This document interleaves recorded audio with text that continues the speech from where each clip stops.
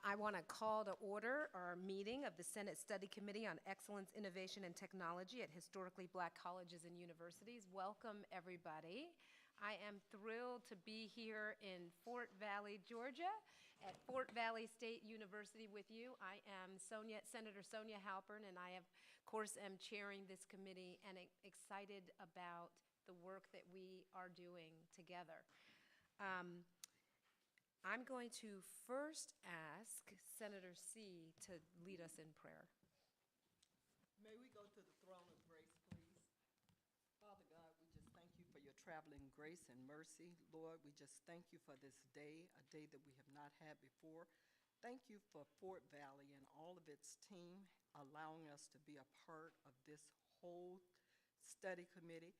And Lord, we just ask for your mercies and grace as we travel back to our individual destinations. In Jesus' name we pray. Amen.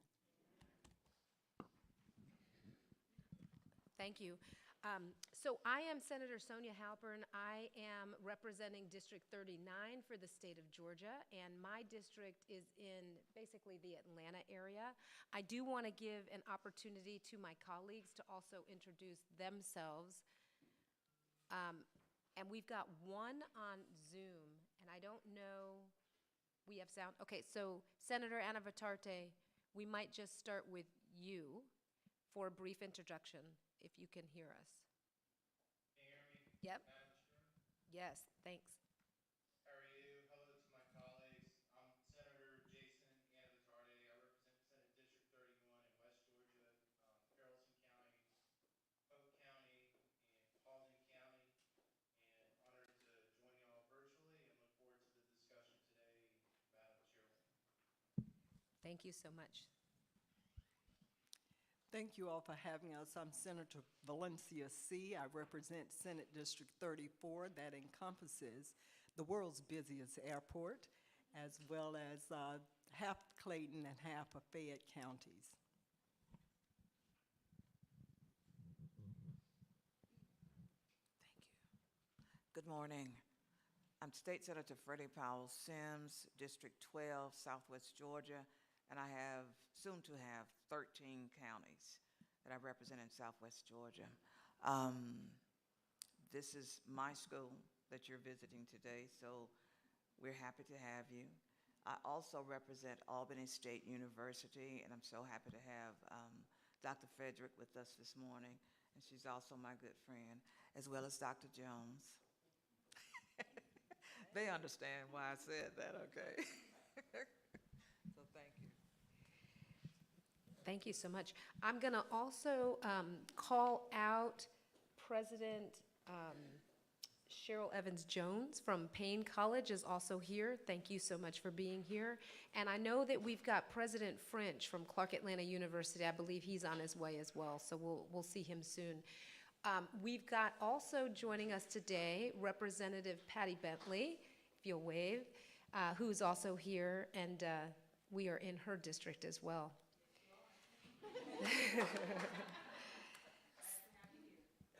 So, you know, what are we going to do here? I mean, I'm really excited about this study committee. I think there's a huge opportunity for us as a state to think about new ways that we can both support and promote the growth and the sustainability of our HBCUs. And so that's the work that we're charged with.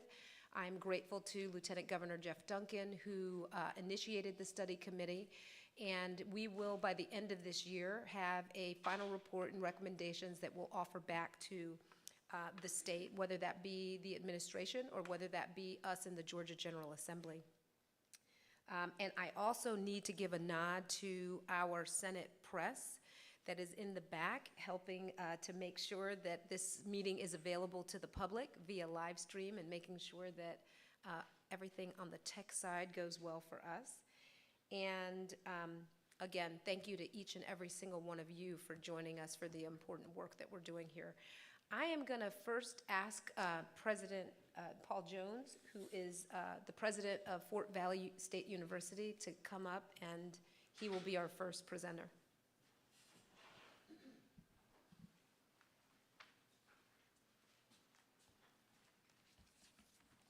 Good morning. Thank you, Senator, for allowing Fort Valley State University to host your, I believe, second HBCU Study Committee meeting on our campus today. I am honored to be here along with several of my colleagues as we speak on behalf and support of Georgia's HBCU ecosystem. As Georgia's 1890 land-grant institution, Fort Valley State University since 1895 has contributed greatly to the state of Georgia, particularly to the advancement of agriculture and agricultural research in the state and beyond. Just a few points of pride. Fort Valley State University ranked by U.S. News and World Report as the #1 public HBCU in Georgia, and I might add 5 consecutive years. We are proud of that. We're also probably more proud of our ranking as at #7 in social mobility for all institutions, but #1 of the public in the public category in this social mobility category. And why is that important to us? It's because what it specifically says is that we take those students who are the neediest students in our higher educational ecosystem, and we move them towards graduation. As a matter of fact, Fort Valley State University, our students represent almost 80% of our students are Pell Grant recipients. Let that marinate for a while. 80% of the students are some of the neediest students that you will find in higher education. FVSU has an undergraduate and graduate enrollment of approximately 2,600 students, and nearly 1,400 of those students reside on campus. You're on part of our main campus, although it's about 5 minutes from here, but behind us is one of our farms. And the campus is the second largest campus in the state of Georgia at 1,300 acres. And we also have a center which houses many of our graduate programs and continuing education in Warner Robins. FVSU is one of the important economic engines in Middle Georgia. As a matter of fact, we have a $147 million economic impact on this area. Important to note is that does not represent all of the other areas that we serve throughout the state, because keep in mind, Fort Valley State University has a statewide mission and is located in several counties throughout Georgia. We also generate about 1,100 jobs in the local and regional community, 500 or so right here on campus. We're also proud of our Cooperative Development Energy Program, one of a kind that's been around since 1983, but since 1992, we've had a dual degree program that has actually two parts. One is a pipeline program or pre-collegiate program, and the second part of that is a dual degree program with several partner institutions like Georgia Tech, Penn State, University of Nevada, Las Vegas, University of Texas, University of Arkansas, and others. And the program is specifically a 3-2 program, or now the 3-3 program, that is designed to help women and minority students who are going into STEM-related fields, particularly engineering. Students typically get a mathematics degree in 3 years from Fort Valley State University, and then they join one of our partner schools. We're also proud of several of the partnerships that we have in the Middle Georgia area. Partnerships like with Robins Air Force Base, which is by far the largest employer in our region. We have a couple of great programs in both cybersecurity and logistics. The cybersecurity collaboration is one of which I'm very proud of, as the base has now put in place a wonderful lab on campus that is state-of-the-art, and their employees train our students right here on the main campus, as well as our students being able to go on and get internships and full-time jobs at the Air Force Base. We're also proud of partnerships like with Georgia Power, for example. Georgia Power just built a 107-acre solar farm on our campus, and it's one of the largest solar farms on any higher education campus in the country. What's important for Fort Valley State University is that it gives us an opportunity to do research in an area that is new to us, in particularly looking at areas like renewable energy. They built a solar demonstration facility for us so that our faculty can do research along with our students to learn more about this emerging field. We're also proud of the partnership we have now with Chevron, who just recently awarded us, along with Florida A&M University, a new fab lab that we will be housing in our on our Warner Robins Center campus, which is an opportunity for our students who want to become entrepreneurs and students in the community at K-12, but an incredible state-of-the-art facility that community, K-12, and university personnel will be able to work in this state-of-the-art lab that should be open by this time next fall. We're also in the final stages of a new Center for Agribusiness Innovation and Entrepreneurship that will be erected on our campus, well, right outside the gates of our campus, which is a center that will do some of the same kinds of things as the Fab Lab, but obviously will be more significant in terms of the work that we will do, because we'll have space for entrepreneurs to rent out. We'll have incredible technology in this space, place to train entrepreneurs and get them ready to move into the business field. This facility, we hope to start construction sometime this spring semester. As a land-grant institution with a statewide mission, FVSU is one of 19 1890 institutions in over 18 states, primarily in the South. Important to distinction is the federal funding that we receive because of that mission. Much of this support has led to scientific breakthroughs to benefit our states and the nation. As part of this funding that we receive, states are mandated to match formula-based funding on a one-to-one basis. In Georgia, for example, we are proud that the university or the state has matched one-to-one since 2014, when several states are not matching the one-to-one. These important funds allow the university to have tremendous impact on the lives of limited resource farmers and underrepresented citizens in Georgia and the southeastern region. FVSU scientists address important and emerging issues in agriculture through both applied and basic research. Our primary goal is to empower small-scale producers with the knowledge and skills required to run successful business enterprises.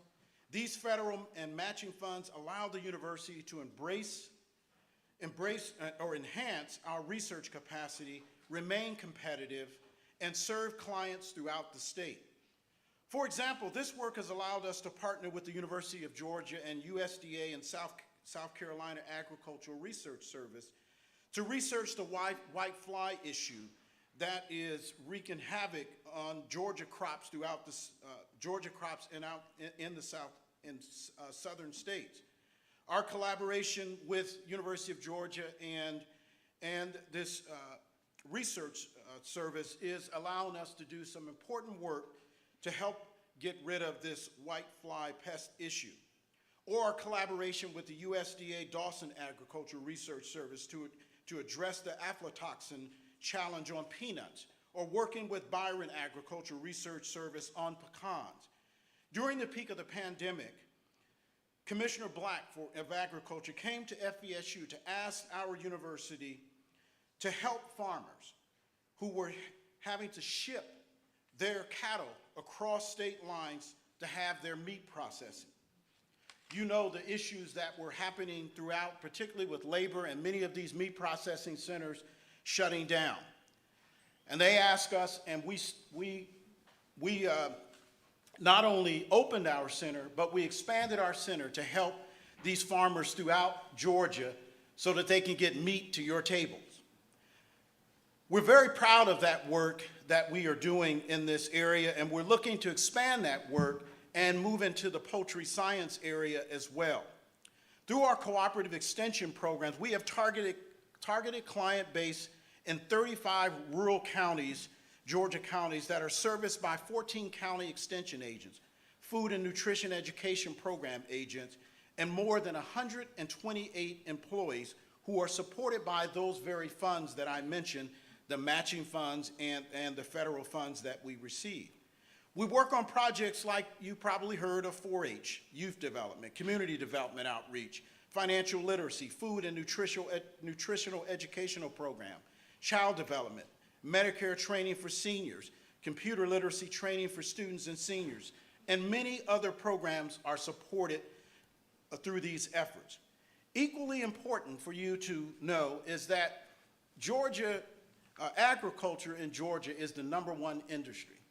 And so when we think about Fort Valley State University and the importance of this university, you can see how important we are to the state's economy, not only in terms of making sure that we have a workforce, but also making sure that our farmers and others are getting the important knowledge and technology that they need to run their farms, particularly as you think about the emerging technology and the other challenges, whether it's broadband or other issues. These are the kinds of things that our university are addressing. And that is why this mission is so important, and that is why it's important that the matching funds continue to be there for this university.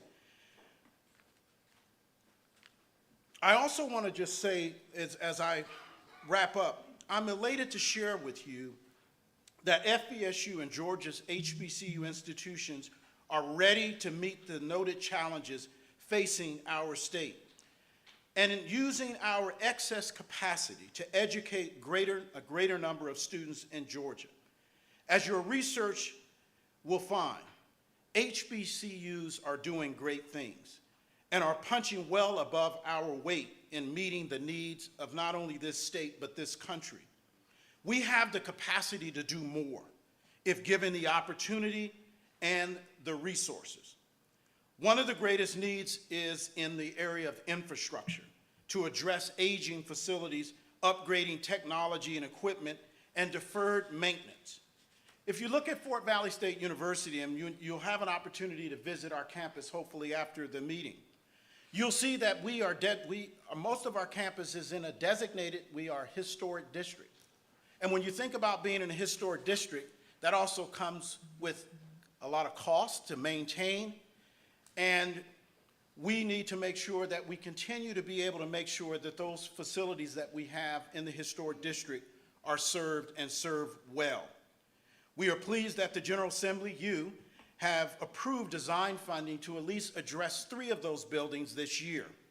There's approximately 8 of those buildings in the historic district that need a little bit of TLC.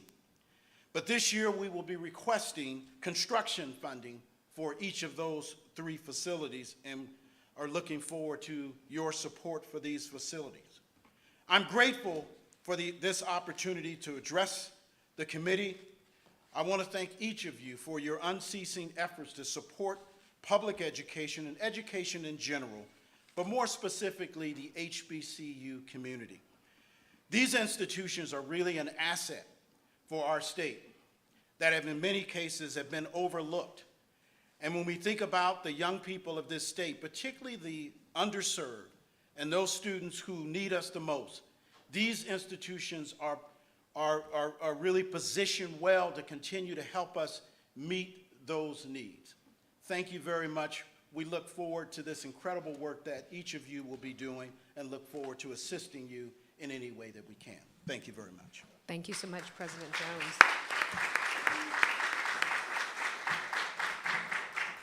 I'm going to open it up for questions from my colleagues, but I did want to just kind of put an exclamation point on a couple of things that you said.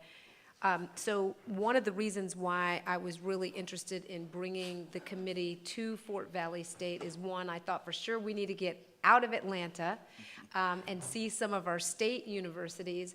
But you really are, kind of unique because you're a land grant institution. So every single state has at least one land grant institution. But I think, just tell me, you said 18 states have HBCUs that are also land grant institutions? That is correct. We call ourselves a system of 19 institutions located in 18 states. Alabama has 2. Tuskegee, which is a private school, is in 1890, along with Alabama A&M. Most of the schools are located in southern states, although not exclusively. These schools were established, as you well know, in the South primarily because states had a choice: either allow African Americans to attend their institutions or open up another institution that would serve them. It's important to note that while often the focus is on race, that when we were designed, we may have been designed for that purpose, but we've always accepted all students. And African Americans represent about 70% of the population of our schools throughout the HBCU ecosystem. But these are very important institutions for our state, and particularly when you think about the underserved or those small and mid-sized businesses, who's going to support them, get them the training and the support that they need, and we're well positioned to do that. Thank you so much. Any questions from committee members?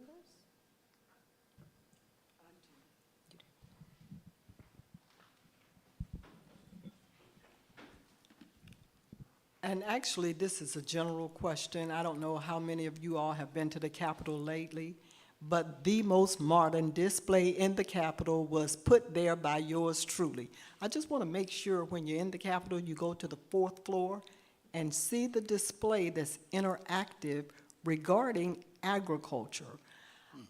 I actually was a part of going to Iowa, where I saw an autonomous tractor going down cornfields as far as the eye could see, and was blown away by that, so much that I took my grandson with me the next time I went. And all of these ideas that's in that display came from the grandchildren. Georgia has a lot on display in the Capitol that are caged, but this one is actually interactive to help kids identify we are an agriculture state. And many kids, they used to make the joke about it. When you ask where does milk come from, they say Kroger. But at least with this display, it gives them a chance to play games at a level where they normally wouldn't be interested, but are getting more interested in agriculture, since we know if anything should ever happen disastrously, we may not have to dig a hole, put a seed in it, and do a little watering to feed ourselves. So take time when you're at the Capitol the next time. That's my commercial break. Thank you.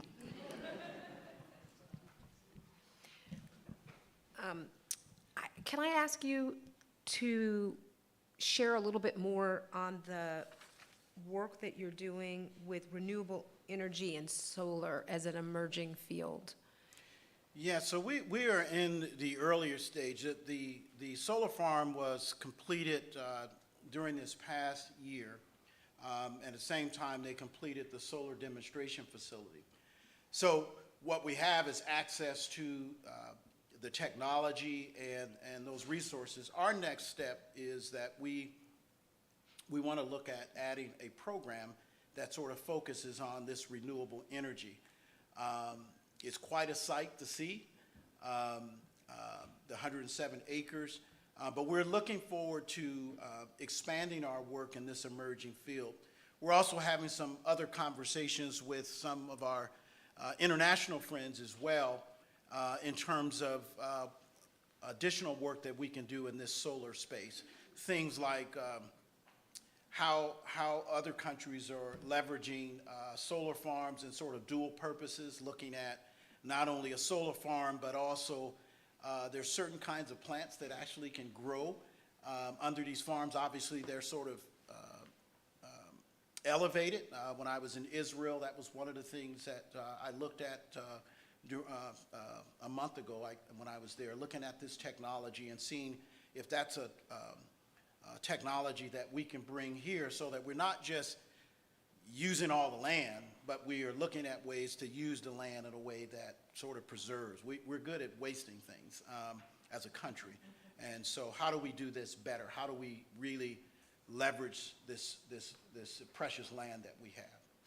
And for your, the money coming into the school is, of course, you've got some grants. You talked about the federal grant, you talked about the state match, tuition, of course. Are there any other revenue streams? So the use of this land and the kind of the solar farm, is that an example of another revenue stream that is already happening, or there's an opportunity to do more with that? You know, one of the things we're trying to do is better leverage the 1,300 acres of land that we do have. It's nice to have, but we're looking at ways that we could generate revenue. The Georgia Power partnership, we do lease the land to them, and it's a 35-year lease, and then it reverts back to the campus in 35 years. So that's part of that revenue stream. But we're looking at other ways to grow our revenue. We have no choice if we want to thrive as a university. And so there's a number of conversations. You have the chambers here who could possibly talk to you about some of the other ways in which we can partner. This is one of the reasons why we want to try to also move the cannabis piece forward, hopefully in the near future, so that we're, again, leveraging some of the land to not only help to meet the needs of citizens in Georgia, but also an additional potential revenue stream. Great, thank you so much.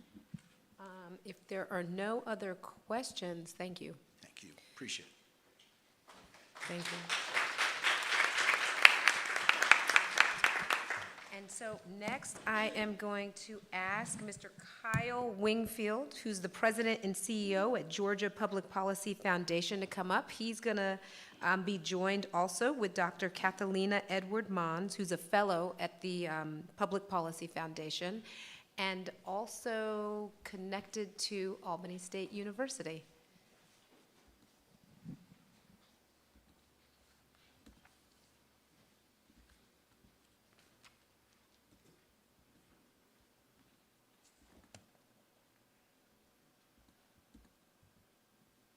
You guys?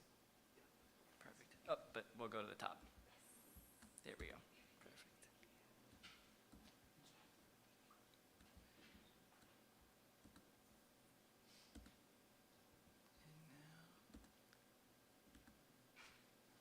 Perfect. Just tap the arrows to go next. Thank you for doing the hard part.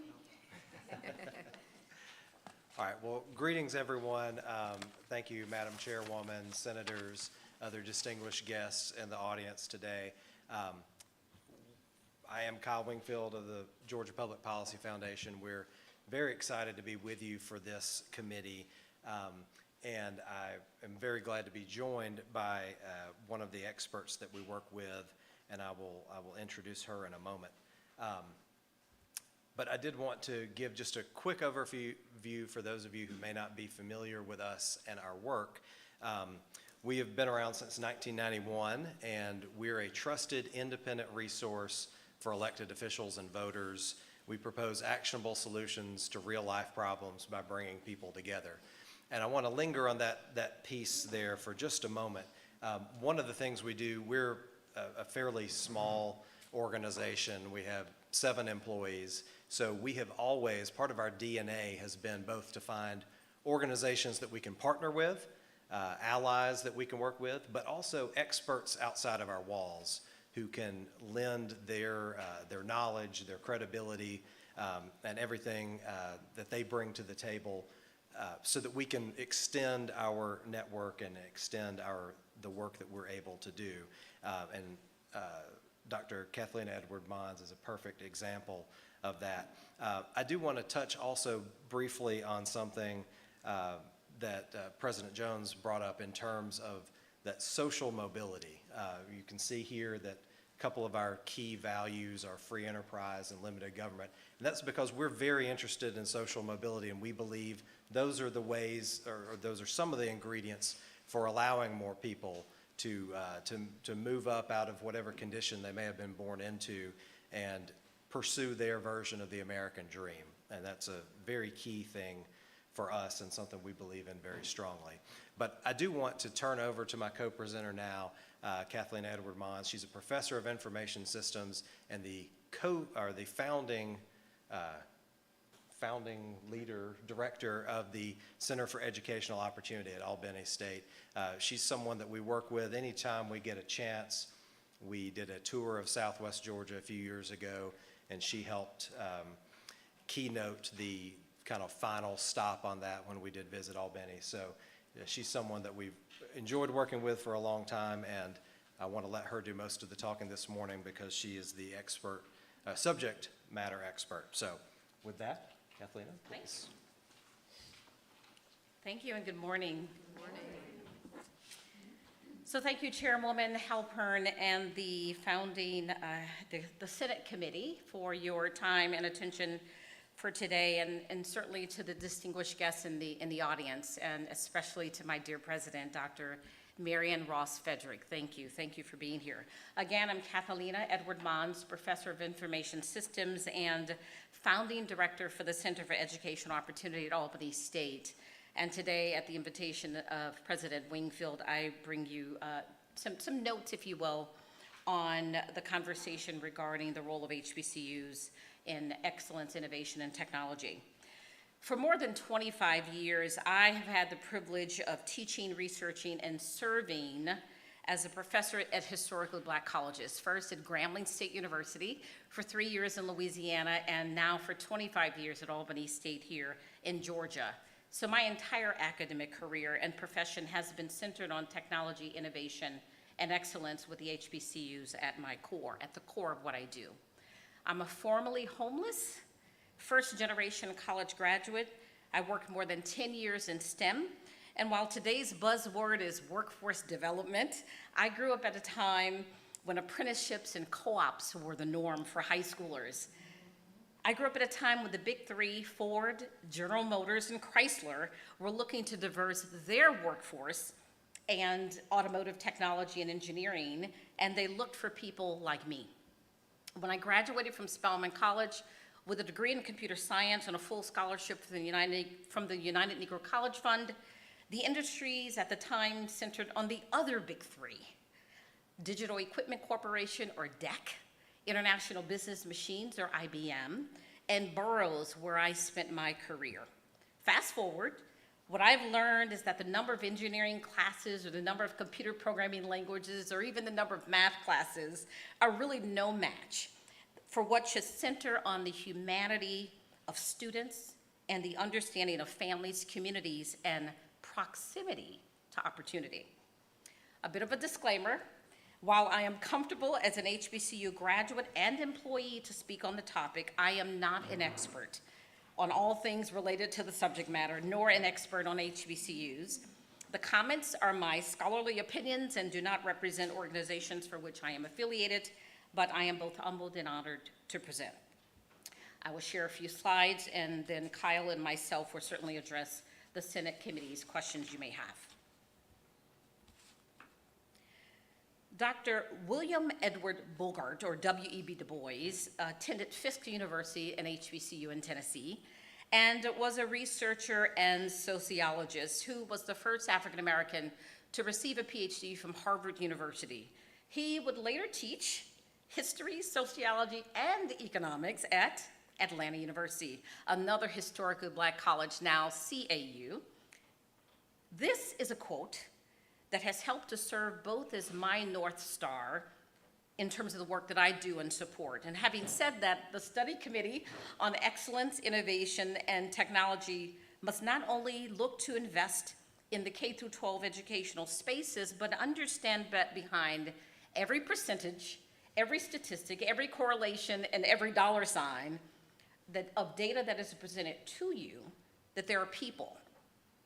A community strength is educating people for their civic roles by strengthening social, intellectual, and financial capital between, within, and through partnerships with historically Black colleges and universities and the communities that we serve.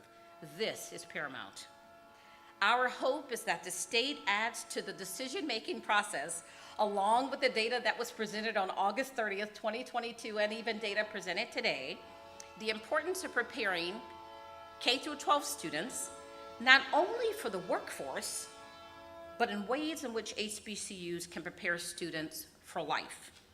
Because if they can do that successfully, then they will help enhance the social, intellectual, and financial capital of their surrounding communities in ways that generate more and more opportunities for the future students and for alum.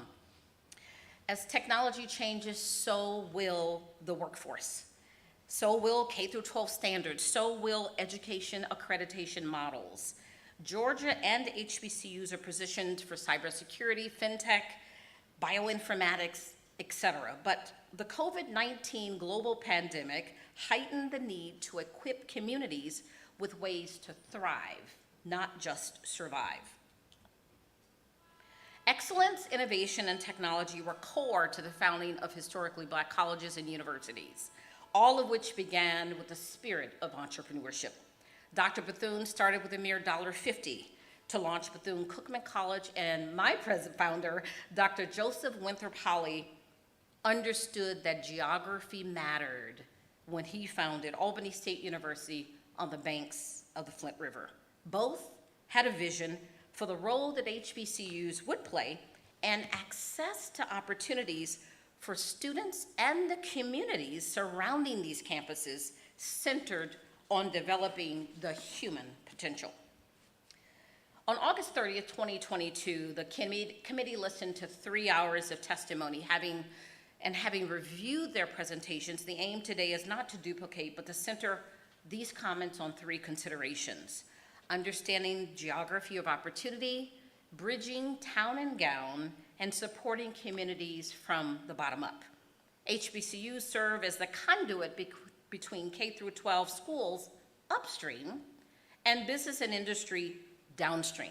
Ideally, a more prepared HBCU graduate and faculty results in a more prepared society. Whether you are aware of the number of Black student enrollments, the amount of state and federal funding, and the number of HBCU representatives on the regents, the economic impact numbers even, a view of the location of HBCUs and their proximity to opportunities is an important one. When you look at this map, the map shows a location of 10 HBCUs in Georgia. One can begin to see a 5, 20, 50-mile radius of where industry and educational opportunities may or may not exist. One may consider an overlap or duplication when in fact, the overlap shows the potential for opportunities in counties like Webster, Sumter, Dooley, Crisp, and Wilcox as prime locations for industry that could benefit from Albany State University and Fort Valley State University partnerships. In turn, enhancing the educational opportunities for ASU and Fort Valley students and postgraduate work provides opportunities for the alum.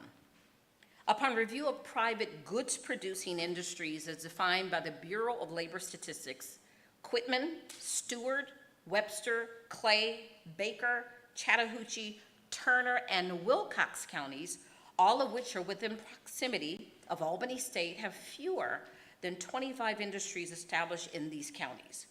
The number of industries and opportunities within proximity pales in comparison to what avails in other parts of the state or to proximity to predominantly white institutions. In like manner, there are less than 100 private service-producing industries located in either Jenkins County, which is in proximity to Payne, Long County in proximity to Savannah State, or Marion, Sly, or Twix County in proximity to Fort Valley. Dr. Ebony Bridwell Mitchell, a professor at Harvard University in the Graduate School of Education, published an article entitled "Them That's God" on how partnerships through social capital with public elementary, secondary, and higher ed can actually perpetuate inequalities. According to her study, and I quote, on one hand, encouraging school partnerships seems like a reasonable thing to do. If schools do not have resources, then they should secure resources from people and organizations that do. On the other hand, this assumes that the schools most in need of those resources will be the ones most likely to get them. Unfortunately, research across a variety of sectors suggests the opposite. When organizations start out with more, they tend to continue accruing more, unquote. And today, the recommendation to the Senate is that these same partnerships can support more equality if and only if, I repeat, if and only if, the schools with the greatest need, and in this case, historically Black colleges and universities, are establishing their own partnerships. HBCUs in Georgia must build up and capitalize on the social capital created by these partnerships in ways that PWIs do.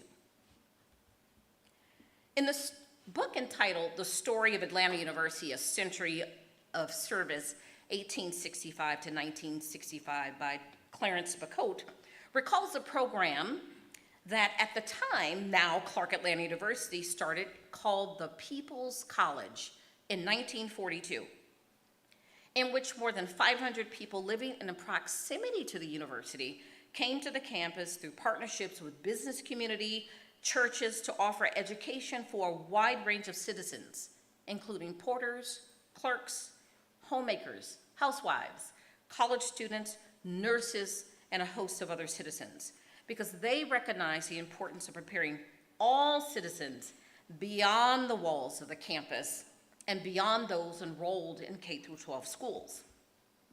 Bridwell Mitchell explains in her work that, quote, what many education policies overlook, especially those based on economic assumptions about how markets work, is that outcomes are almost always the resource of choice within constraint. In other words, individuals and organizations do have choices and can exercise agency, but they do not have access to all the possible choices because they exist within a structure that determines what choices and opportunities are available, unquote. In other words, systemic issues of poverty and lack of opportunity demands that HBCUs serve as a conduit to these communities through programming, research, teaching, and technology. Opportunities for faculty to develop research and education policy analysis skills and programming are important. Faculty research acumen provides many benefits in driving driving data decisions that are both qualitative and quantitative and which center on culture and community. I close with the words from the founder of Albany State University, Dr. Joseph Winthrop Holley, in his book entitled "You Can't Build a Chimney from the Top," where Dr. Holley shares his vision and hope for the future and the important role and development that HBCUs and citizens play in the long-term viability and sustainability.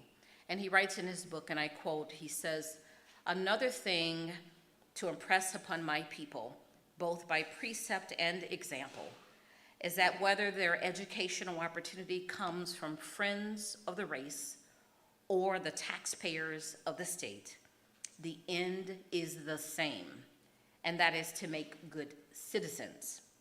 I do not know myself what a good citizen is, but I do know that a good citizen possesses certain qualities. And often, in my talks to my people, I sum these qualities up as follows. First, intelligence. Second, industry. Third, integrity. Fourth, independence," unquote. So bottom-up engagement may take the form of historically Black colleges engaging in programs around precision agriculture or training entrepreneur educators like King Randall founder of X for Boys, a school in Albany, Georgia, or encouraging innovative product design in K through 16 spaces with partnerships with organizations like Advanced Technology Development Center, or even building a strong computer science teacher pipeline through partnerships with CS for GA.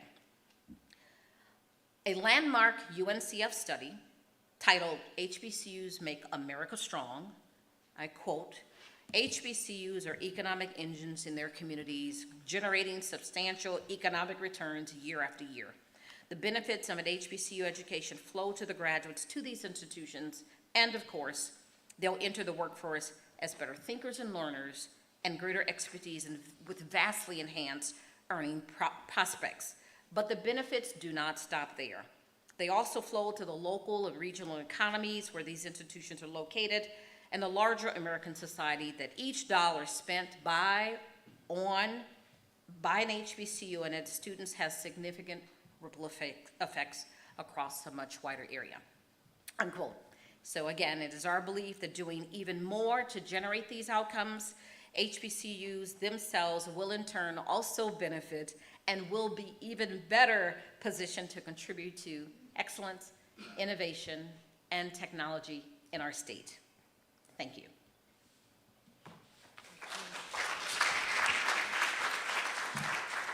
Chairwoman Halpern, we will, Kyle, if you'd like to join me, if you have questions for the committee.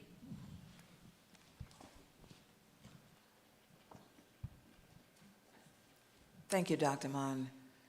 And I would also like to acknowledge that Dr. Mon is one of my constituents from Southwest Georgia, and many of the counties that she named were counties that I serve. And if you know the 2nd Congressional District, you know that it's one of the poorest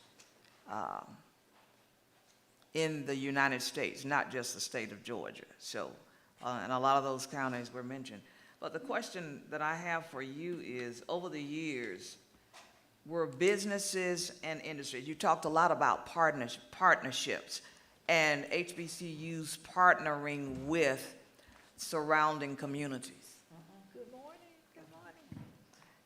This is my senator, and also the leader of the largest Black caucus in the United States of America. And that's Senator Tanya Anderson. So we're so glad you could join us. Over the years, were businesses and industries fearful of partnerships with HBCUs because of community backlash, and especially from the white communities? Give me your feedback on that, because you spoke a lot of it, and it hasn't changed that much, not from my perspective. Senator Powell, thank you for the question. I appreciate it. And while I cannot speak on behalf of the apprehensions or barriers as to why corporations are reluctant to partner with HBCUs, I can say that every corporation probably in the state and America are looking for well-equipped and well-prepared employees who can meet the demands. And so I think, having said that, Albany State has had quite a bit of success in partnering with organizations, M&M Mars, for example, Flowers Foods, and a few other organizations in our state. So ideally, I think the goal is in an effort to help to alleviate any apprehension that those industries might have for fear of their presumption that we do not graduate a prepared graduate is a misnomer. I'm often delighted whenever I go throughout the state and certainly throughout the nation when I am meeting my former students who have gone on to do fantastic things, and they themselves have started their own businesses. So I think, to your point, what you really bring up is a very important point, that we must position ourselves in a way that we help to alleviate and to help to companies to kind of bridge the barrier, because I think that there certainly could be some questions regarding presumptions of our preparedness, but being on the front lines at an HBCU, I can guarantee that we are graduating students of the likes of other institutions throughout the state, and so our aim really is to be able to ensure that companies understand that we have a qualified grad as well. I hear you, but Fort Valley State University is 120-something. How many years old are we? what do you have to do to convince industry? What do you have to do to convince communities that we are indeed graduating students that can compete? And finish that for me, complete that. So I'm going to take another stab at that, because I think another thing we're going to get at is in terms of how do you convince industry. So I started a partnership with IBM. In fact, IBM is a partner at Albany State University, and in part that is due because one of our alums work within IBM. Having said that, corporations are putting tons of dollars in the notion of diversity, equity, and inclusion. And so the ways in which we convince these corporations is that once we can find our alums working within these industries and they recognize themselves that they are benefactors of a quality education, what happens is that they tend to reach back, right? So in the spirit of Sankofa, they do come back to Albany State. So they don't have to convince their colleagues about the value of an HBCU because they have graduated from HBCUs themselves and are now working in industry. And so I think this kind of creating this ecosystem that Dr. Jones talked about, once we have alum that have joined these industries, they become the spokespeople, if you will, to build stronger partnerships, if you will. I think the operative word there is once they get an opportunity to, because we don't always get that same opportunity to. And I think over the years, we've lamented quite a bit about acceptance. What can we do to put that aside and move forward, whether we are accepted or not? I mean, how do you do that? You're saying partner with, and sometimes you don't have that partnership. And if you drive into Fort Valley, Georgia, and you look around at the Fort Valley that I knew when I was here so many years ago, and I'm not going to tell you how many, as opposed to what it looks like now, and you talk about partnerships, you talk about technology and diversity, what happened? What happened? And I'm asking you guys, because you're doing the research and something you so just kind of expound on that a little bit. I think that's a very pertinent question, obviously, and I don't have the answer for you at my fingertips. I think part of the way I would answer the question is to say, I think what we're encouraging is to encourage the same sort of entrepreneurial spirit among students and graduates to go create. And I think what you can see is if you have people going and creating their own businesses and they're succeeding and thriving in these communities, then corporations, which can be very slow, sometimes way too slow, sometimes agonizingly slow to change, will see what's going on with their competitors, which are these new upstart sort of businesses.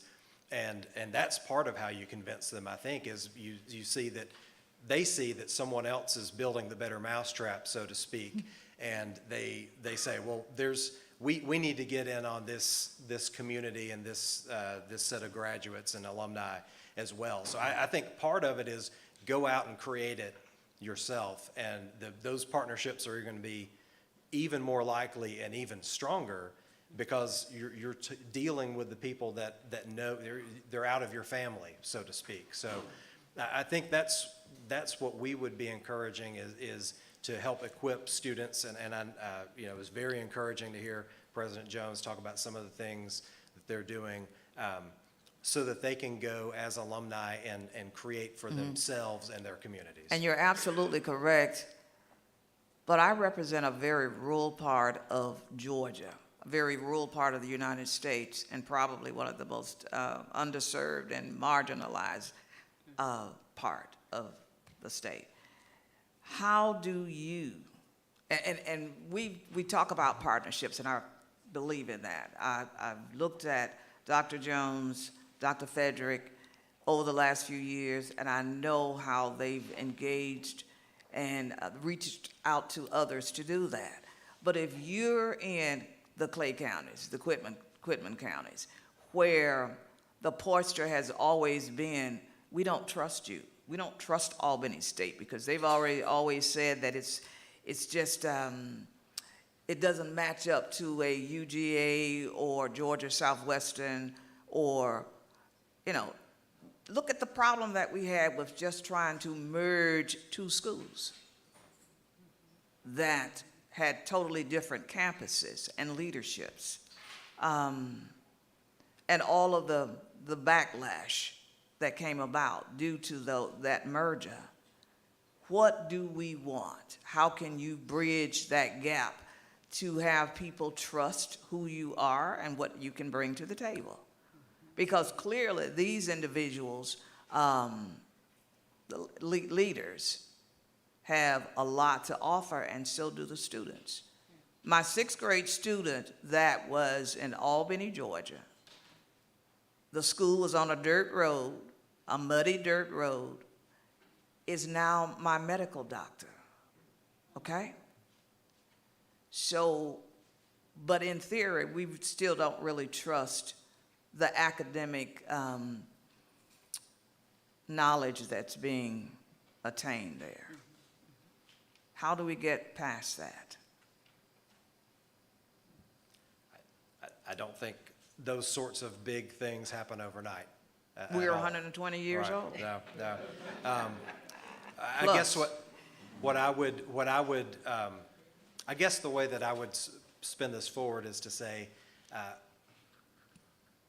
you as legislators are often, asked to evaluate different proposals and everything. And one thing we would ask of you is when you're evaluating those proposals, ask yourself, is this going to help turn those problems around? Is this going to help encourage the kind of partnerships that these schools need? And if so, then it's a very worthy thing for the state to invest in. Thank you. Question? Just quickly to go back to the slide that had each of the 10 HBCUs and had the blue and the red and the green ring. So I want to make sure that I understand what you were saying here, which was two things. One, we see a dearth of business opportunities in general, in some of the rings around each of our schools, just generally. Forget about HBCU or not. On top of that, with the HBCUs themselves, we also know that the places that the schools that have are always going to have, and in fact end up getting more. The schools that don't, for whatever reason, are unable to, well, the quote, when organizations start out with more resources, they tend to continue accruing more resources.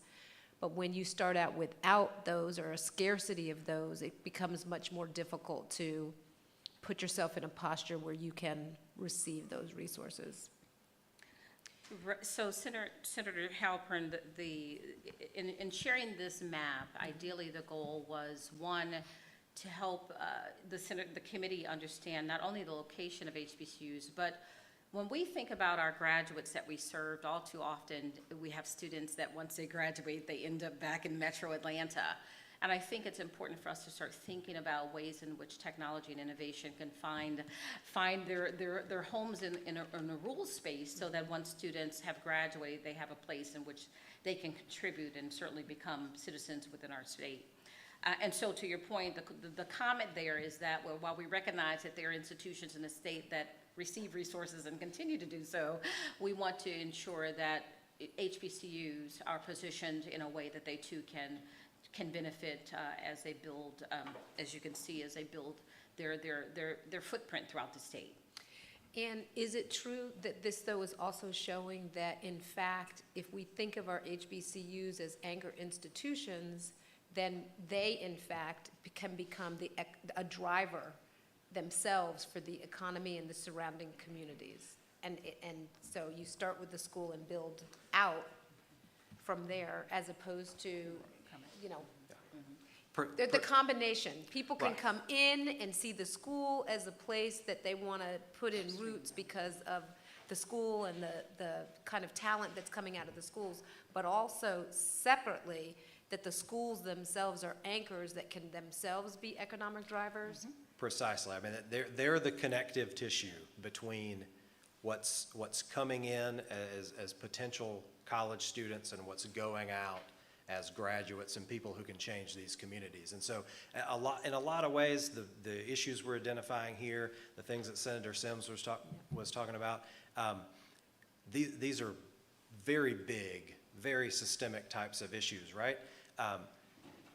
But our belief and our hope here is that some of these HBCUs in particular are so well positioned to be, but if not for them, those won't be solved, right? That they're absolutely crucial to solving those issues.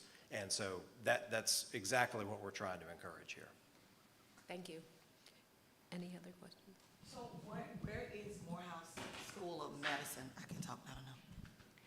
Because the Morehouse College and Morehouse School of Medicine, two different schools. Yes, Morehouse School of Medicine, forgive me, Senator Anderson, has been left off in error, but they are in the Fulton area. Thank you for that, Fulton County area. That's where black doctors come from.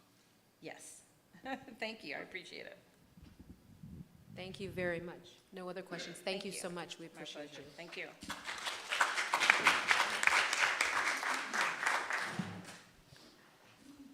And we will have next President Dr. Marian Fedrick from Albany State University.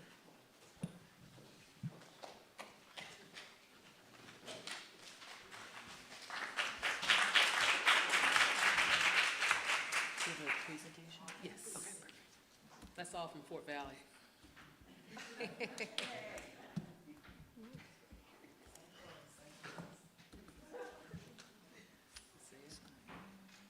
Albany State? Yep.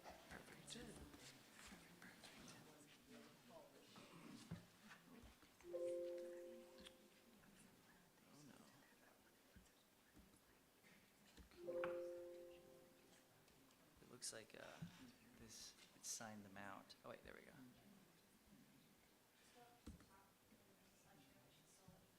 Perfect.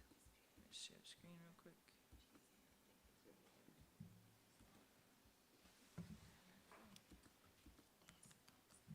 And there you go. Step next. Thank you. And good morning.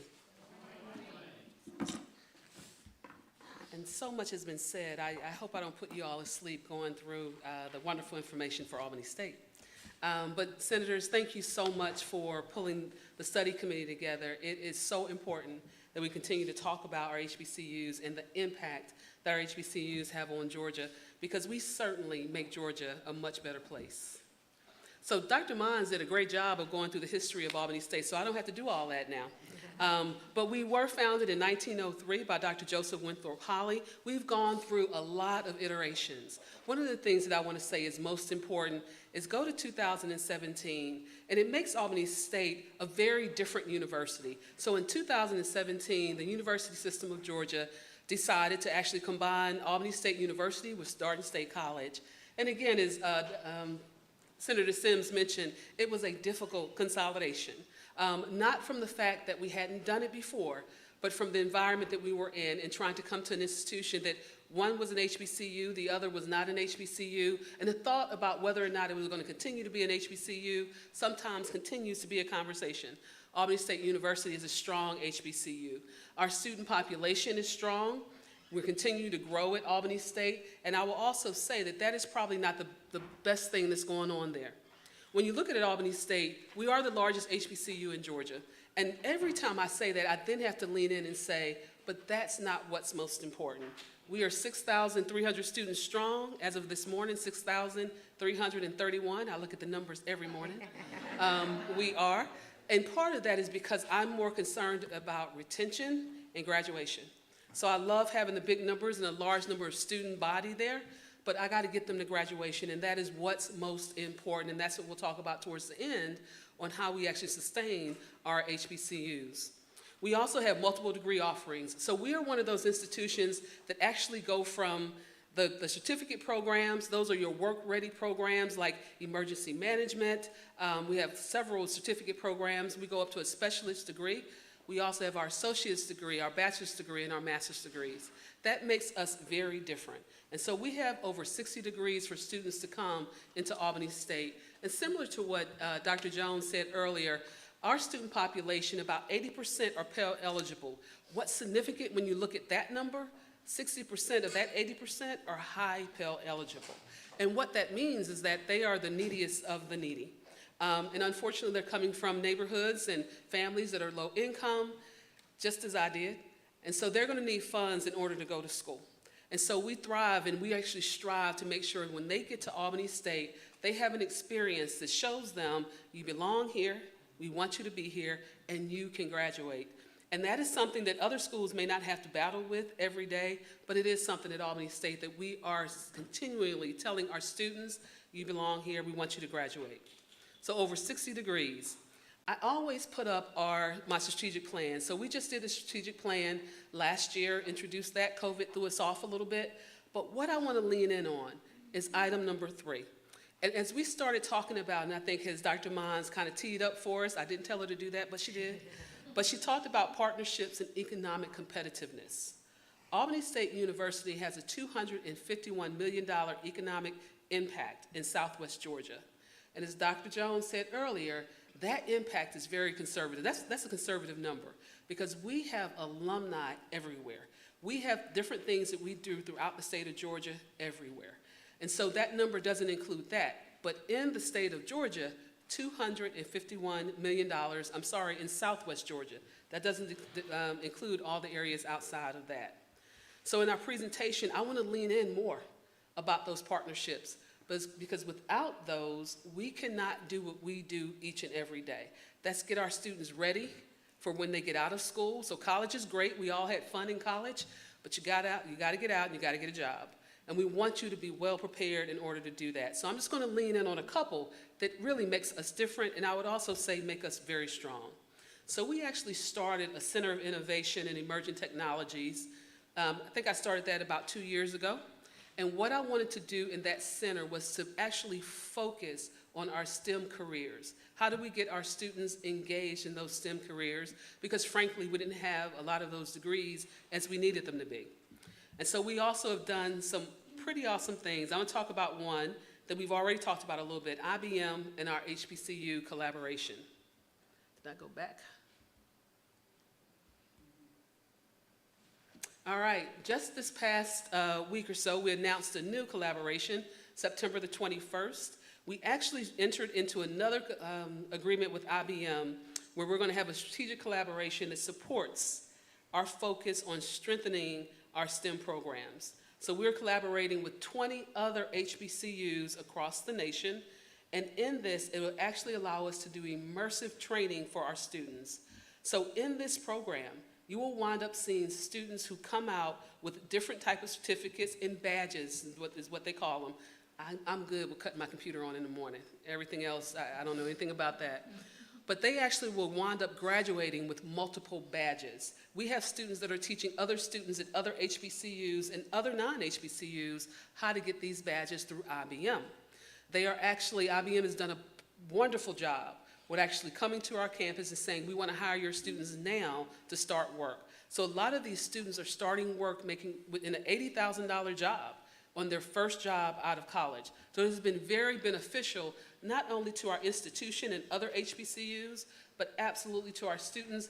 And when you talk about how we actually convince businesses that we are here and we are about business, when your students graduate with these types of badges, this type of training, they are ready. And no matter what that business is, they need this resource. So through the IBM collaboration, our faculty have agreed to change coursework. They will actually integrate into their curriculum the IBM curriculum. That's going to be teaching them how to do this work at IBM. A lot of this is emerging technologies. Some of it's technologies we have no idea of what it's going to be in another year or 2 years. Our businesses know, though, and they know what they need in order to get their students there. IBM will do lectures for us, immersive training. Again, we're talking about badges, on-site information. We will be changing. We've already put up a lab for IBM, IBM Network, IBM Information. This is a multi-million-dollar partnership with IBM that will continue to push forward for at least the next 5 years. Professional development for our faculty as well. So as you all know, you get in a job, you know what you know. You're doing a little bit of professional development, but you may not know all of the new technology and all the new things that are going on. IBM's going to work with us to help teach our faculty what they need them to know in the business field. So that's IBM and Cisco as well. We are an institution that thrives on health sciences. So everything from nursing, and I know everyone has heard about the nursing shortage in Georgia and beyond. I recruited for nurses 25 years ago at Emory Hospital and University. We had a nursing shortage then. And we probably will always have a nurse, well, I shouldn't say that, but we'll have a nursing shortage for a while. And so one of the things that we lean in on is how do we actually get more nursing and other health professionals out of the pipeline? And that's important to us. So we have various partnerships. One particular partnership is with Phoebe Putney Health System. Phoebe Putney, during the COVID pandemic, and actually slightly before that, they literally are paying over $10 million per year extra for traveling nurses. That's just in Southwest Georgia. So they're paying $10 million. That's money that they could put back into the hospital, back into patient care, back into our community. That's going out of the door and going back to other communities because they don't have the nurses that they need. So we actually increased our associate nursing, our associate of science in nursing degree, where we gave more seats to students to actually get into that program. Part of what Phoebe is doing and is helping us with is they're actually helping us to pay for additional faculty. We also, institution, we have a very small sim lab. We were even constrained by how many students we could take in because we can only train so many. And so I'm going to say something a little earlier about how we're going to fix that as well. We got to increase the retention of local healthcare workforce. And so part of our partnership with Phoebe is that those students that come in, get into this degree, graduate, Phoebe is actually paying them extra to stay in the Albany area. And so when you're in Southwest Georgia, in rural Georgia, although we're not designated from the federal level as rural, we look and feel a little rural to me. And so we're in a rural area. Our hospital need that help. And so we want our nurses to stay in the area. It is critical that they are in that area and they're thriving and want to be, frankly, in the area. We also providing scholarships. Every EMT scholar that we graduate, that's emergency medical technician, they are hired before they walk across the stage. So we have a shortage of anyone who's on an ambulance, anyone who's in triage, in the emergency room, there's a shortage there. And so we're actually putting out that workforce and they are being hired so quickly. Sometimes we're having to convince them to come back and go to graduation. We're also working on the admissions pipeline. And so we just started another project where students that are in the 12th grade, and actually as early as the 9th grade, get the opportunity to start doing some nursing classes. So those of you who know, there's a test on the beginning of a nursing degree and a test at the end. That test in the beginning, the TEAS exam, it is basic exam. Our students aren't passing that exam. And so over the last couple of years, we've invested more money in teaching those students not just how to pass the exam, but understanding the content that is on that exam. Because we have over 1,000 students who are in our nursing pipeline that we're trying to get to the other end. And so they may select other degrees if they can't pass that TEAS exam. And so we're working really hard to make sure that they know how to take that exam, they know what's on the exam, they can apply what's on the exam, and then we get to the end and take the nursing exam as well. And so we're focusing a lot of time and effort there. But we're working with students before they get to our school.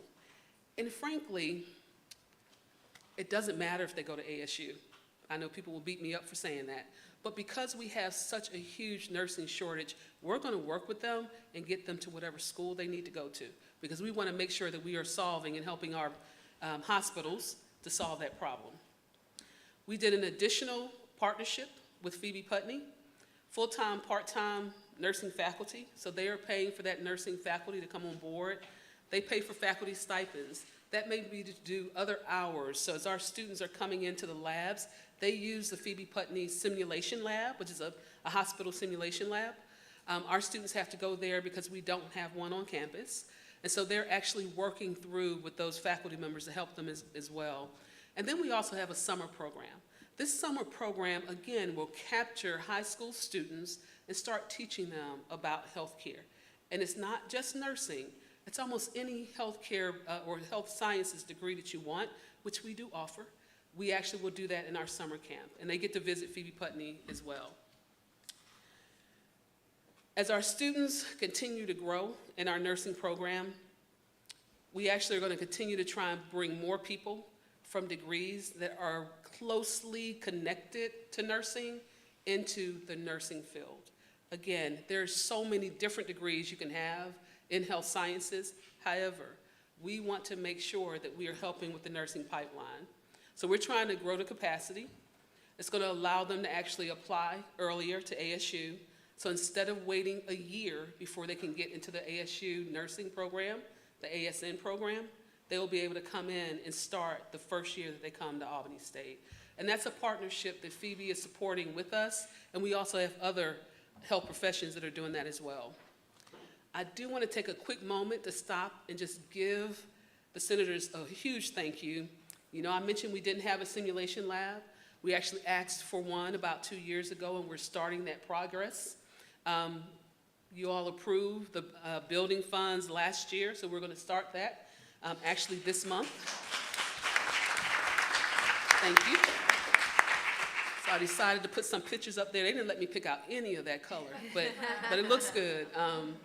But I am very excited. This will allow our students to come in and actually have hands-on experience in the hospital with the mannequins. We actually have a simulated car, simulated apartment. All of that's going to be in the sim lab. That brings students to our HBCUs. It lets them know that we have the quality education that they need in order to get out on the other end and get a job as quickly as they can.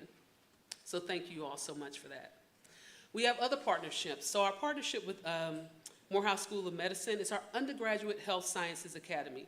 We have students, again, when I talk about health sciences that come to Albany State, their mind is that I want to be a doctor at some point. We don't offer medical degrees, right? So we don't have a medical degree, but we have partnerships beyond Morehouse, but we have a huge one with Morehouse. And so what I want to go over is we have community partnerships that allow us to actually give those students a foot in the door in order to get those degrees. Our partnership pipeline programs. So the objective of the program and the partnership is develop and provide structure and support for students going into medicine. So you know, you gotta study differently if you want to go into medicine. It's not the typical study like I did in education, right? So it's a different level of study. We actually put resources and funds around that student body that's interested in going to med school. They actually do internships here in Morehouse School of Medicine in order to decide kind of what career they want to go to. And we continue to focus on that, and we want them to be really strong when they compete for those degrees. We're going to increase and develop our students, and it's a structure that targets mentorship programs. So every student that goes into the health sciences undergraduate program, they actually get a mentor. That mentor could be a doctor in the local hospital, depending on what career they want to go into. It's going to be a person in that particular career, and they actually will mentor them from the first year they're in until they graduate. And we're hoping that that partnership and that mentorship will go beyond that, excuse me, and after they graduate and they're into med school, that these partnerships continue to happen even beyond that. They go into our mentorship program, curriculum. We have volunteer opportunities, so they get the opportunity to go to different hospitals, different facilities, nursing care homes, and actually do partnerships there as well. So we actually have the opportunity to get them more involved. So for 2021 and 2022, we've developed a lot of placements. Not only do we help them get the job on the other end, we want to help them get in school.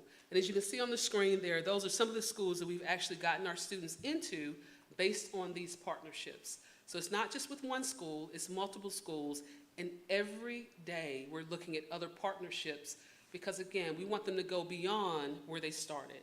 And that's part of the process that we're working on right now. Getting close to the end. We talked about Marine Corps Logistics Base. So in Albany, we have the 4th largest Marine Corps Logistics Base in the nation.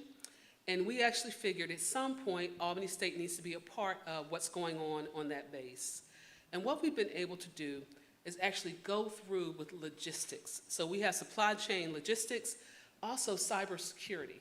So cybersecurity is that degree that a lot of different places are picking up. We got to have that in our HBCUs. We have to have those type of STEM programs in order to get our students attracted to our schools. And so one of the changes that we have with our Marine Corps logistics base is that we've introduced our blockchain technology. And we all use blockchain technology. That's when you swipe your credit card and it goes from one account to the other account, or it tells you don't have any money. But that's that account, right? So that's blockchain technology behind that card use. And so we're working with Marine Corps Logistics Base on some of this. We have a $2.4 million funding to do a couple of things with that same technology.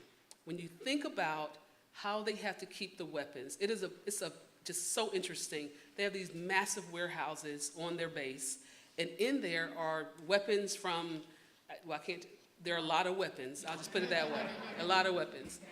But one of the things they have to do is that they have to take apart tanks. So take apart a tank, a truck, a car, they have to take it apart, they count the parts, they put these things back together, they count weapons that are in part of the facility. It takes them a day to count some of these weapons. With our blockchain technology, they've actually been able to upgrade and modernize, where it takes them less than 2 hours for what it took 8 hours to do. Now again, this doesn't displace the people who are on base, it gets them to use this new technology. So guess who gets to train them how to use the technology? Albany State University. So not only are we designing technology, we're giving it to them, putting it in their hands, and then also teaching them how to use it as well. And that has gone over very well. We have several partnerships that we are working on with them. We actually are doing night classes with our Marine Corps logistics base right now. They'll walk away with certificates in all of the technology that we're doing to make sure that we're partnering well with them, and we'll continue to do that. I'm not big on rankings, but I thought I'd put it up there anyway. But I'm going to keep going. Thank you for that. So when we talk about sustainability, and this is my last slide, we talk about sustainability, business development. I think Dr. Mons mentioned that, Dr. Jones mentioned that. We can't do what we need to do if we don't have business development, if we don't have new internships, business partnerships. The classroom is a wonderful place. However, we have to go beyond that boundary, beyond those walls, in order for our students to be prepared for whatever workforce you want to look at. And so we want to continue to build partnerships. And not only do we build partnerships with our businesses, but we also build partnerships with other schools. We partner with technical colleges, we partner with other institutions within the university system, outside of the university system, because at the end of the day, it's all about how we get our students through school and in a really good place for whatever career they decide they want to do. So it's not just the education, as Dr. Holly said, it's about how you live life. So we're teaching them more than just what's in the book. We want to teach them how to apply it in life.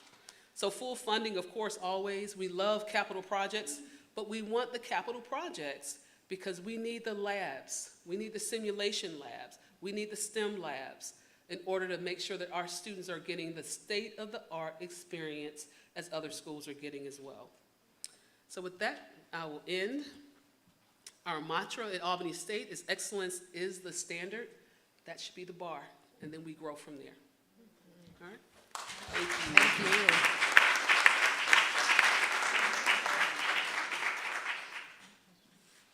Any questions? Questions or comments? No questions. Thank you so much. That was great.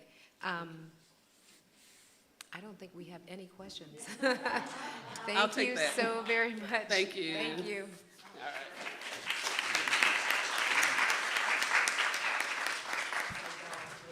I know, I will say. Okay, so we are going to have next Miss Jillian Bowen, who's President and CEO of the Peach County Chamber of Commerce. Thank you for joining us today. Thank you. Wow, I tell you what, those have been absolutely incredible presentations, and I hope and pray that everybody in the state of Georgia gets to see these at some point in time. Thank you, Senator Halpern and the other senators on the panel. We appreciate the opportunity to speak this morning. So thank you for giving me the opportunity to share some insight on the importance of our HBCUs, and in particular, the importance of Georgia's #1 public HBCU, the Fort Valley State University in beautiful Peach County. Back in 2019, I had the honor and privilege of serving on the 2020-2025 FVSU Strategic Planning Steering Committee. It was an enlightening and encouraging experience. The level of enthusiasm and vision made it clear to me that Fort Valley State University was and continues to be dedicated to its mission, and that is providing excellent academic programs that integrate quality instruction, research, extension, and student learning experiences responsive to the needs of a culturally and economically diverse student population equipped to excel in the 21st century global community. I'm proud to be here today to speak in support of Fort Valley State University, to emphasize the importance of the institution here in our community, and finally, to say without question that they are indeed dedicated to their mission. I've been charged with the task of highlighting why it is important for the state to support our Georgia HBCUs and what it means to have an HBCU in our backyard. HBCUs provide stable and nurturing environments to those most at risk of not entering or completing college, as a lot of the other speakers have already touched on. These are our low-income and first-generation college students. Many of these students are academically underprepared for college, yet they are precisely the students that our country needs to obtain college degrees. HBCUs are often praised for their diverse and inclusive educational experience, the affordable cost, the opportunities for scholarship, the various unique programs that are available, and the supportive and encouraging environment for these underserved communities. Today, the nation's HBCUs make up just 3% of the colleges in America, yet they produce almost 20% of all African American graduates and 25% of African American graduates in the STEM fields of science, technology, engineering, and mathematics, which, as you all know, are the critical and high-demand industries of our future.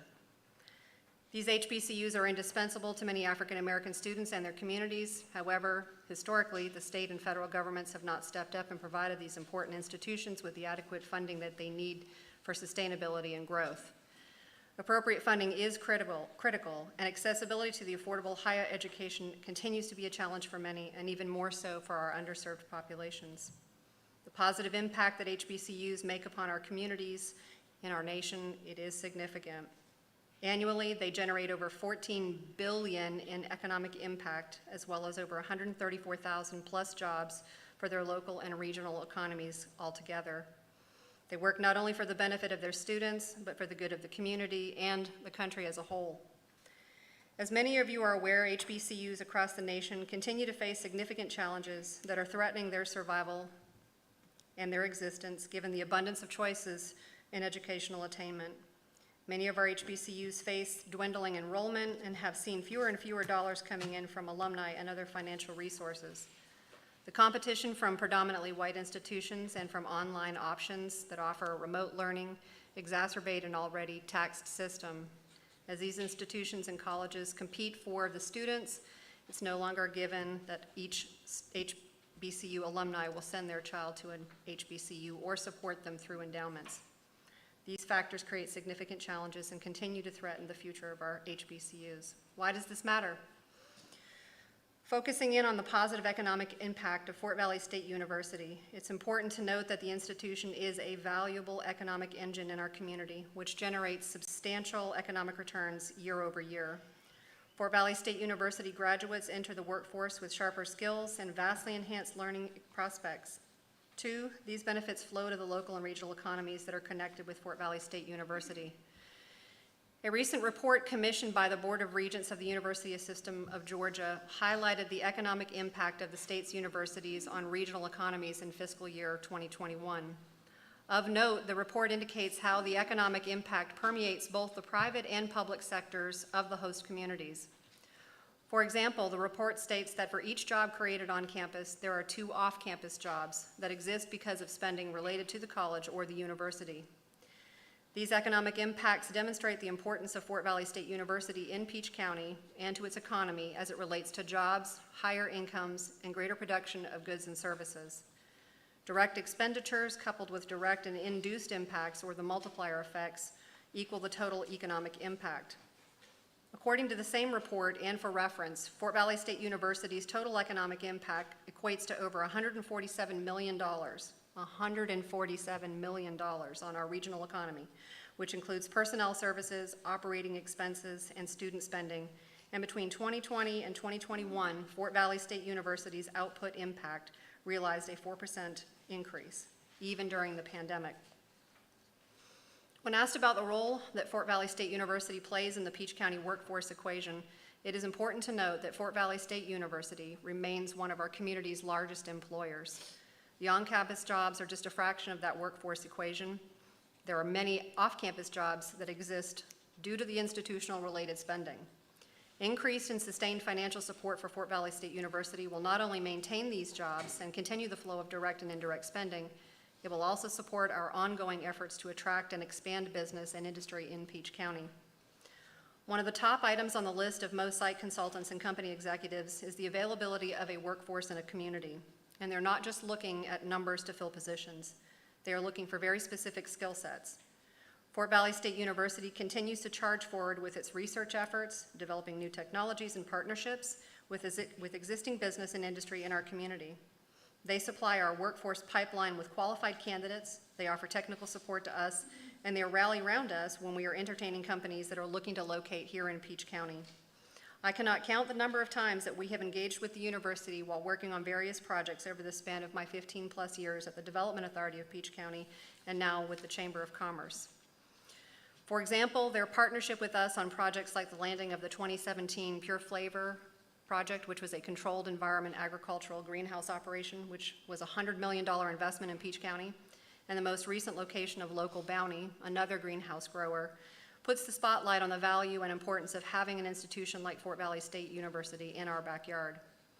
I have no doubt that they played a critical role in the decision-making process of these two companies in particular, as they were at the table on multiple occasions to highlight the role that they could play and take in supplying workforce to these ag-related operations and to provide the research and technical assistance and support that we and the companies may need.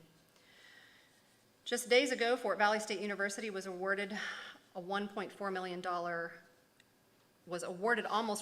million from the National Science Foundation scholarships to increase the number of low-income, academically talented students who earn degrees in the STEM fields. These funds will assist in preparing students to become the outstanding STEM professionals and researchers who are able to serve real-world problems and tackle the challenges of our ever-evolving technology-based world. With a highly trained and skilled workforce developed right here in our community, we are ideally situated to supply the high-demand jobs with quality people who are ready, able, and willing to work. In August of 2021, Fort Valley State University and Phoebe Putney Health System announced the educational partnership to launch the new Bachelor of Science in Nursing program that will help address the critical need for nurses in rural Georgia, as many of the other speakers have already touched on. This investment from Phoebe will definitely support the development of our nursing degree program here at Fort Valley State University and provide the necessary education and training to prepare the future nurses in our communities. These are just two examples of the amazing things that are going on here at Fort Valley State University. What they are doing to prepare our young people is so encouraging and so important, and it's a reminder to us that the critical role they play in our growing and talented workforce. As one of Peach County's top employers and economic development partners, it is critical that we ensure support and funding opportunities continue to flow in order to reinforce and boost growth. The university is vital not only to Peach County's economy, but to the entire region. The university also adds to the overall quality of life component to Peach County. Each year, thousands flock to our community to participate in homecoming and other major events that are hosted by the university on and off campus. These visitors spend money while they're here, and they help support a lot of our small, locally owned businesses.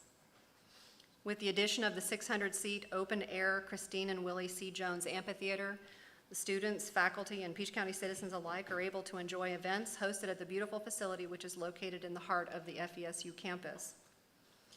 FESU also maintains other off-campus facilities that support our community. For example, the Public Service Center, which is located in the heart of downtown Fort Valley's business district. It is headquarters for the Rural Business Outreach Institute, the University Today Scholar Program, and the FESU Community Development Corporation. The mission of the service the mission of the Service Center is educating, empowering, and assisting the community through outreach. These people are literally the boots on the ground in our community, and they work tirelessly to support our businesses and our citizens. In closing, I'd like to share a little funny thing that happened yesterday evening when I was going over my words to share with you this morning, and I've used my son to sit there and listen, and as he listened and commented at the end, he said, "Mama, educated people attract educated people." He said, "Education inspires growth." And then he went on to tell me to say, "Think of it like a tree versus a forest. If you only plant one tree, you'll only have the wood and the shade that one tree will provide. But if you plant 100 trees, you'll have an entire forest and enough wood and lots of shade for generations to come." Supporting our education institutions, our HBCUs, and our students is like planting that forest. It is our responsibility to nurture and to foster growth, to ensure that our future is full of those strong, tall trees for generations to come. Thank you all very much. Thank you.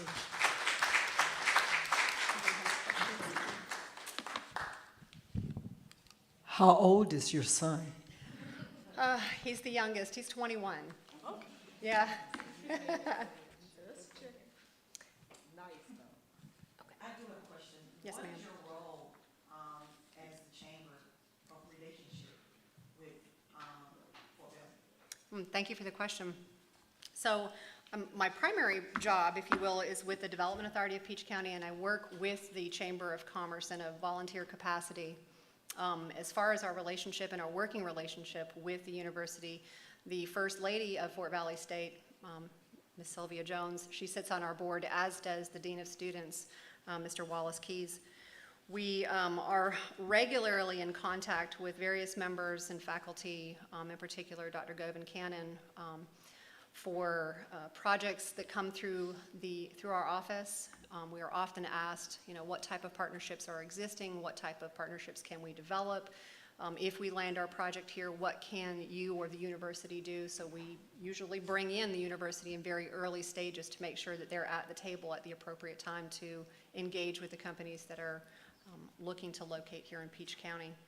And so my capacity and the role that I take is, that bridge builder, if you will, and try to make those connections and solidify them, because as so many of the other speakers have already touched on, there are assets that are in communities that people are not taking advantage of, they are not appreciative of, and I think that this kind of forum needs to be shared with the community, the business community, the industries at large, so that it's not, I know it's not a secret, but for some it is, and we need to open that window and open the door of opportunity. So that's pretty much what I do. I wave that flag with pride. Well, I would think that would be a great avenue for the chamber to engage the corporations to hire students, Absolutely. graduates, interns, Yep. to all the above from Fort Valley. Yeah, thank you, and we do. Yeah, we definitely push as many of those opportunities in front of the right people at the right time so that they can, and they do take it into consideration, especially with our ag-related projects, which we are kind of becoming a hub, if you will, for the controlled environment agriculture. We get many looks from companies that are all over the world that are looking to come to Peach County. And one of the things that really puts us on the map is the Fort Valley State University and the research that they're doing here and the students that they have in place and the technologies that they're developing. This is a huge asset. The soap, the ice cream is amazing. I'm sorry? The soap Oh, yes. Yes, yes. Can I ask just one question of you?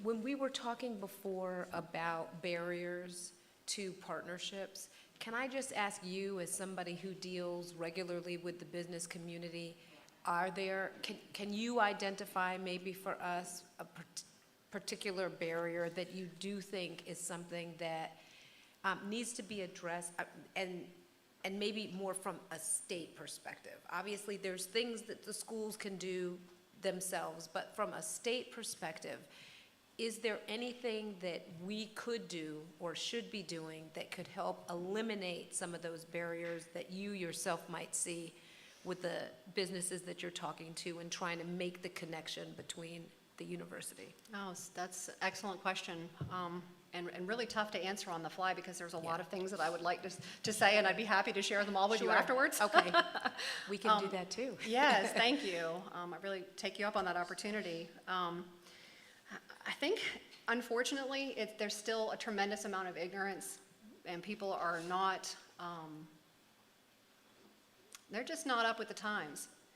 And we need to project the positive image and the positive information and the leaps and bounds that are being made in our historically black colleges. We need this story to be told, and if there's any way that you can influence or maybe communicate with the Georgia Department of Economic Development and get them to plug in their project managers and their researchers to include the HBCU equation, component in the equation for economic development, and add that to their messaging and their marketing, I think that would be, from the state's perspective, where you have the ability to influence, I think that would probably be one of the really helpful barrier demolishers. Thank you for that. Thank you. And I think maybe in particular that's true as it relates to our schools outside of maybe Metro Atlanta. Because I think inside of Metro, so our state schools, I think in particular, would Yes. benefit from that. Yes. Okay, thank you so much. Thank you. I'm looking at the time, and I know that we've got lunch coming soon, so we've got just two more speakers. Miss April Bragg, who's President and CEO of Robbins Regional Chamber, and then we're going to hear from President Dr. Cheryl Evans-Jones from Payne College. Thank you. Thank you. Chairwoman Halpern, members of the committee, and esteemed guests, thank you so much for this opportunity. I'm excited following my counterpart Jill here in Peach County. She did an incredible job of sharing the impact and painting the picture that Fort Valley State University has on our community here locally, from numbers and impacts, and to Dr. Amon's point, I'm going to share a little bit about the people behind those numbers, and in particular, a person. So I'm going to share a story with y'all, and I'm also going to answer your question that I've been really excited to change. So the Robbins Regional Chamber has been around since 1949, and we are the area's oldest and largest business advocacy organization. Our mission, I simplify it down to taking care of business, and we do that in 4 ways. We are a catalyst for business growth, a connector of people and resources, a convener of leaders and influencers who make things happen, and a champion for a stronger community. You like that, right? That's good. I like the 4 C's. I like symmetry, and I like to keep it simple, right? Because people will attach to things that they can understand. People will see that they belong in an organization that makes it easy to access, easy to be a part of. I am happy to share with you, we've got over 800 member businesses in our footprint, and our partnership with Fort Valley State University has been strong for a really long time. I'm going to tell you, just on a personal level, I think it's even stronger thanks to the leadership of my good friend, Dr. Paul Jones. He and I have known each other from his days back at Georgia College 20-something years ago when I was there, and to have that kinship and connectivity, I think has really augmented a relationship that was already there, but is helping us tell the story in a more meaningful and impactful way.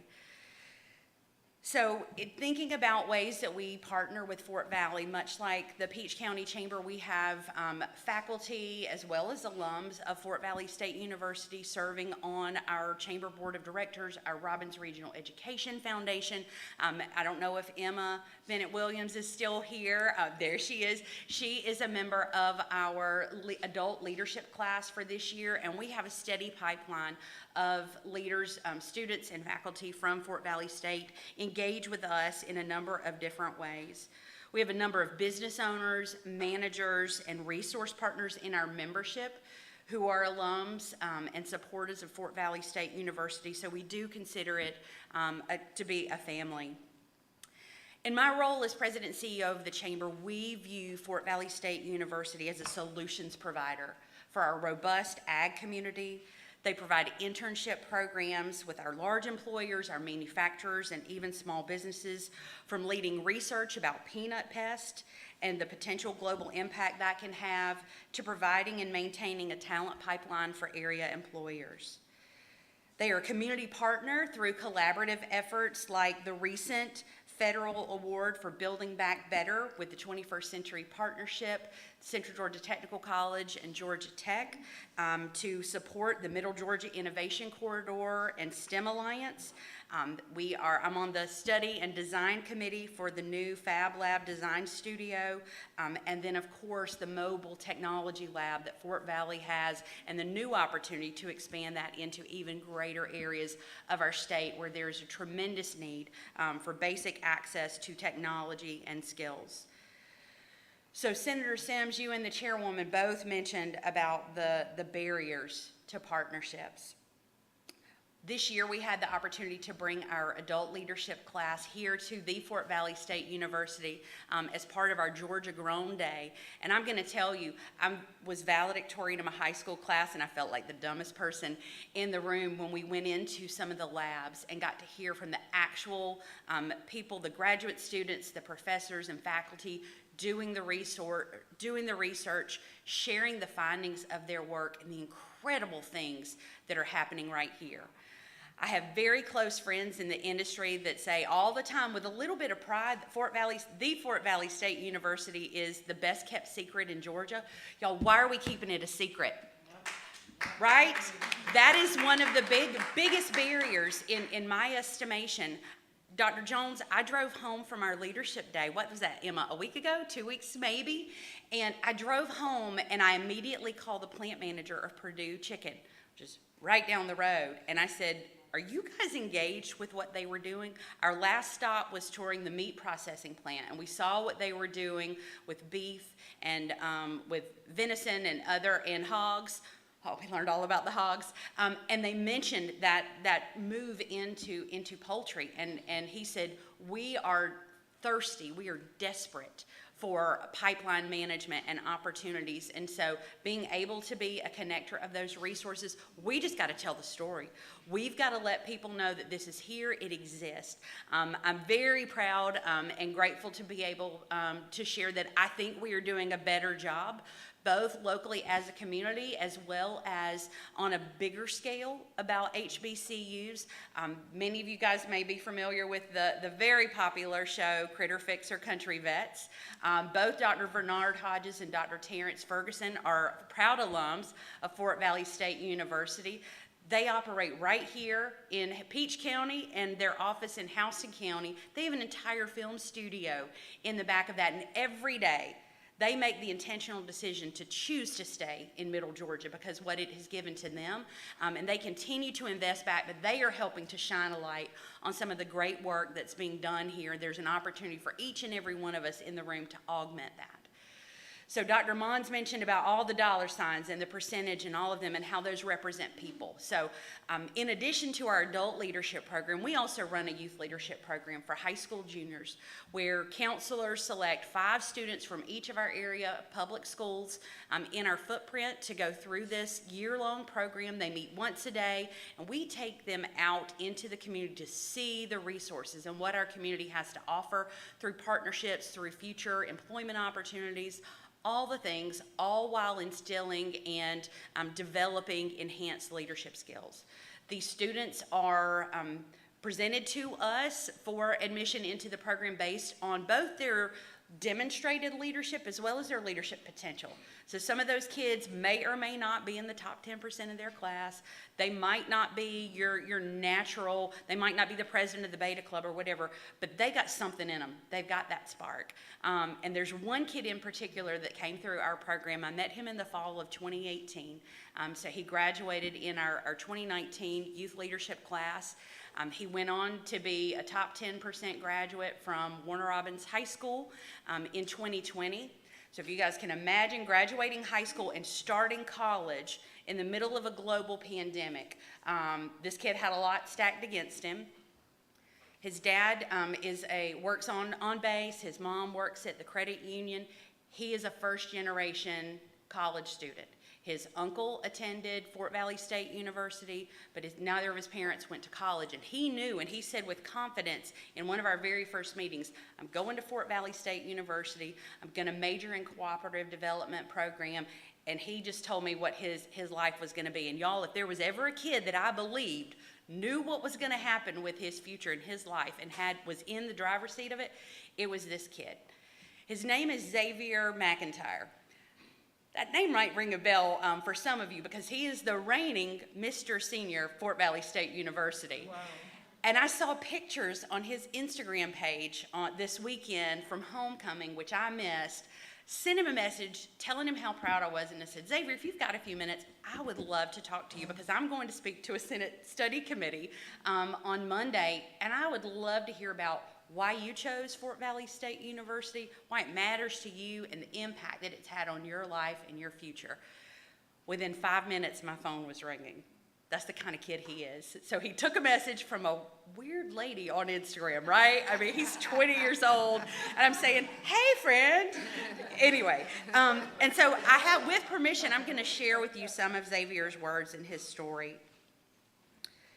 He graduated in the top 10% of his class, as I mentioned, and this kid had moxie, drive, and determination like nobody I'd seen in there. He said it was important for him to go to an HBU because of the opportunities he could get there weren't available in other places. Absolutely. And so I asked him to expound upon that. He said, here at Fort Valley State University, he has role models who look like him. They have shared values, experiences, and obstacles they've had to overcome, and they understand the importance of seizing the opportunities in front of them. We talked about proximity to opportunity. He says the opportunities are right in front of him. He explained more. He expressed the culture. He said stressed the importance of culture and family. He said, this weekend was obviously a big weekend for the students here on campus. He said, but Miss April, what was so cool was I saw my professors. I saw community leaders who are alumni having the same great time and connections and sense of belonging and pride and family that he, as a student, was feeling in that moment. He said Fort Valley State University provides second chances for some of his friends who may have made mistakes or traveled down the wrong path, got in trouble with the law or in life, or had issues with academic performance in other school settings. He shared that one of his line brothers participated in the research with the McNair Scholarship Program, and because of their work this summer, the program was awarded a $1.4 million grant. So I asked him, could we dig a little deeper? Like, what do these opportunities look like? He said every 2 to 3 months, Fort Valley brings in industry as well as postgraduate opportunities for career fairs. Last summer, he had the option to go to one of 3. He got accepted to 3 internship programs and had the opportunity to go and intern with Atlanta Gaslight over the summer. And when we talked about the kind of work that he was doing, he ended up spending the summer working in the Workforce Development Division and performed statistical research. And most notably, y'all, this is so cool, and this is addressing one of the issues about what the state can do. He helped to build a high school internship program that will start next year in the Atlanta area in proximity to the AGL headquarters there. And then next year, the following year, the intent is for that to be duplicated right here in Macon, in Middle Georgia. That's pretty cool, y'all. I don't know about y'all, but that gets me excited. He's supposed to be a junior, but he's already a senior because of course. So after graduating this spring, he plans to continue his education in the field of cooperative development at either Georgia Tech or UNLV, and will return to Georgia with an already guaranteed position as a mechanical engineer at AGL following that. That's the impact of HBCUs. That's the impact Fort Valley State University has on Middle Georgia. And Xavier's little sister is now a freshman here at Fort Valley. So additionally, he's Mr. Fort Valley. Miss FVSU is also a graduate of Warner Robins High School and spent the last 2 summers interning in the Chevron partnership out in Houston, Texas that Dr. Jones shared with us earlier. I'm going to close in sharing something about our youth leadership program and the connection to Xavier in particular, and hopefully in that area that I think we all can improve in telling that story, the importance of our HBCUs. One of the core values we instill in our youth leadership students is to be trailblazers. That mentality is only augmented here at Fort Valley State University by the incredible opportunities through research and intentional investment in student education in life, right? That would not be possible without the continued support of the state and other resources. I'm going to leave you with a quote, my favorite quote by Ralph Waldo Emerson, which simply says, "Do not go where there is a path. Go instead where there is no path and leave the trail." I want to thank you for your time. Thank you for letting me share. And if you have any questions, I'll pretend like I know or defer to one of my esteemed colleagues. Thank you very much. Thank you. Any questions? Can I ask the same question as the chamber? What is your active or intentional role in your partnership, not just with Fort Valley, but within the area? Can you be a little more specific? So, helping students to connect again with Yeah. corporations or members, not just corporations, but members of Yeah. the board chamber. Yeah, absolutely. So, great question. Thank you so much for asking that. So one of the tenets of our youth leadership program that we do is to expose these students to career opportunities and educational resources here in our footprint, with the hope that they're going to go on to whatever educational attainment is beyond high school and then come back because they know those opportunities are here. Additionally, we have two programs that I'm very excited about that fall under our Robbins Works umbrella. One of those is called Reality Check. We started this program here right before the pandemic, and we're only able to get a small scale, relatively, of our high school juniors to participate, with our goal coming out of the pandemic, and this will be our first year, of making this program available to every 10th grader within Houston County, where we bring in employers from our area, employers, industry, small businesses, you name it, a broad cross-section. And it's a financial literacy program is the hook. So it's called Reality Check, and basically every student walks in, they've gone through the exercise of deciding what career path they believe they're interested in. We give them the starting salary of that career. We tell them, okay, and this is how much you owe in student loans, and you may or may not be married, you may or may not have two incomes, you may or may not have kids. Go do life. And then they travel to 12 or 13 different stations, meeting with, and the volunteers are different industry partners, and they're helping them identify, okay, based on this salary, here are your options for living. So it's an apartment, a house, a condo. Here are your automobile opportunities. And so we do that, but then we are intentional about keeping the connectivity with those students as they travel through career fairs, job fairs, and the like. We started actively hosting job fairs back last fall in the 1st of September in 2021. Previously to that, we had just been a supporting role to the Department of Labor, our technical college and universities, and promoting their events. We have, over the last 2.5 years, become very well known in our local community because of Facebook group we started at the beginning of the pandemic called Robbins to Go, that connects businesses with the local community. So they knew, honestly, at the time on March 18th of 2020, when I hit create a group, where they could find takeout toilet paper and how to support our small businesses that keep our economy growing. We now have over 32,000 active users in that group, and we saw every day people say, I need a job, where can I find employment? And employers saying, I need workers with these skills or this area of expertise. We hosted our first job fair last fall. We had over 600 job seekers attend, all from this local footprint, and we had businesses there that employ as few as 5 people looking for someone to add to their staff, to our large employers, Robins Air Force Base, Frito-Lay, Purdue Chicken, Cemex, a lot of other major names in agriculture, industry, manufacturing, processing, and production. You name it, they were there. We're doing them about every 6 months now because of their scale and scope. We had 900 people come meet with 40 employers back in the spring, and then just recently, a few weeks ago, we had a torrential downpour the entire day, and we still had over 300 job seekers show up.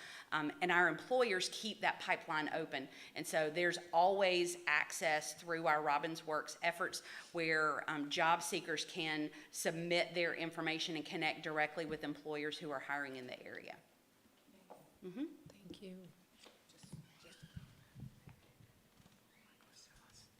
Thank you so very much. I really enjoyed your presentation. I think Fort Valley State is lucky to have you as one of its chamber operatives here. In Southwest Georgia, we're sometimes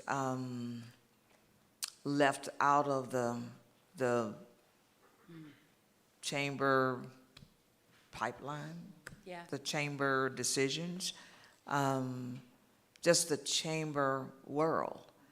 And even on a state platform, we're not included as much as we feel that we should be. What can we do? And I know there's not a whole lot that we can do as a legislature, other than ask if HBCUs could have a stronger platform with, or partnerships, because that's what we were talking about, with the Georgia Chamber.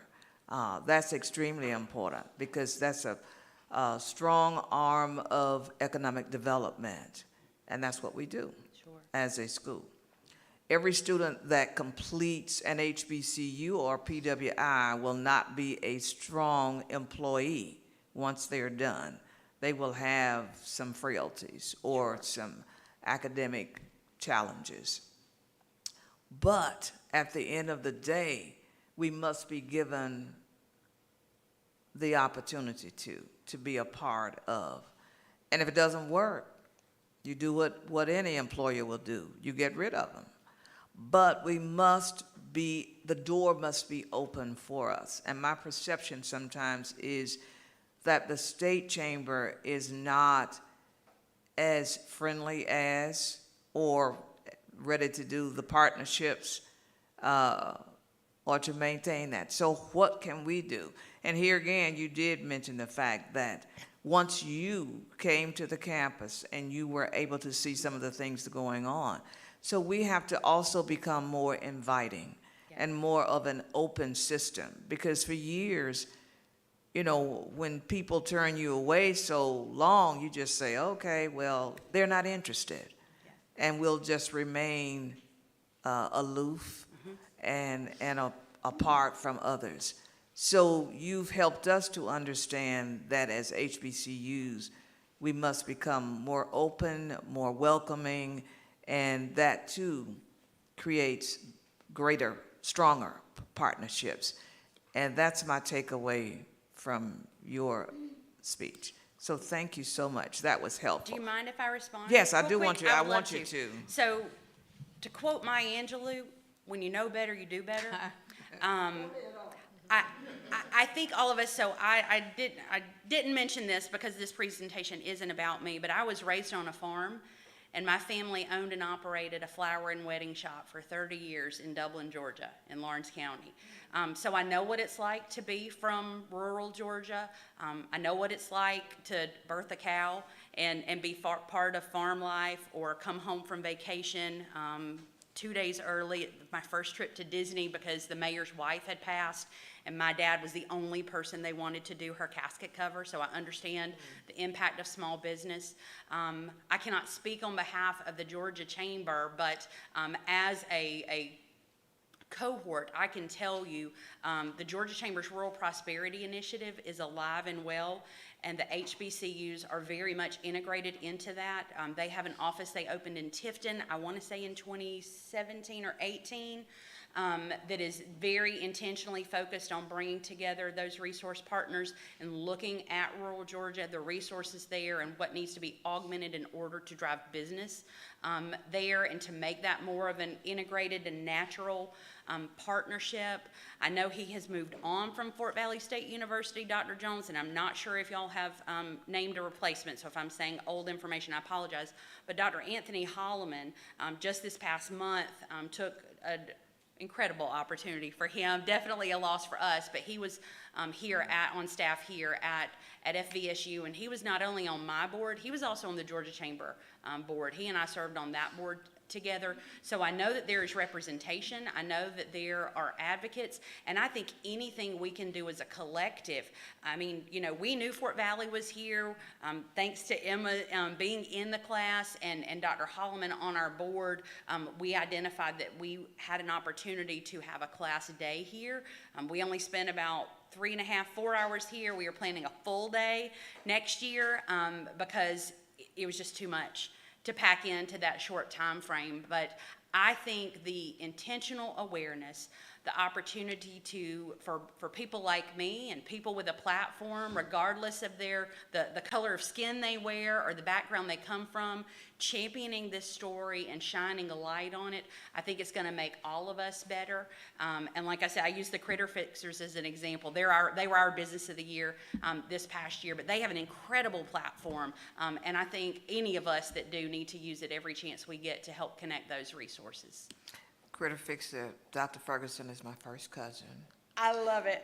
Born and raised. I was here for their Boy Scout Award Yeah. the other night. Yeah, born and raised in Teeny-weeny Tarleton, Georgia. I think there's maybe love one traffic light there.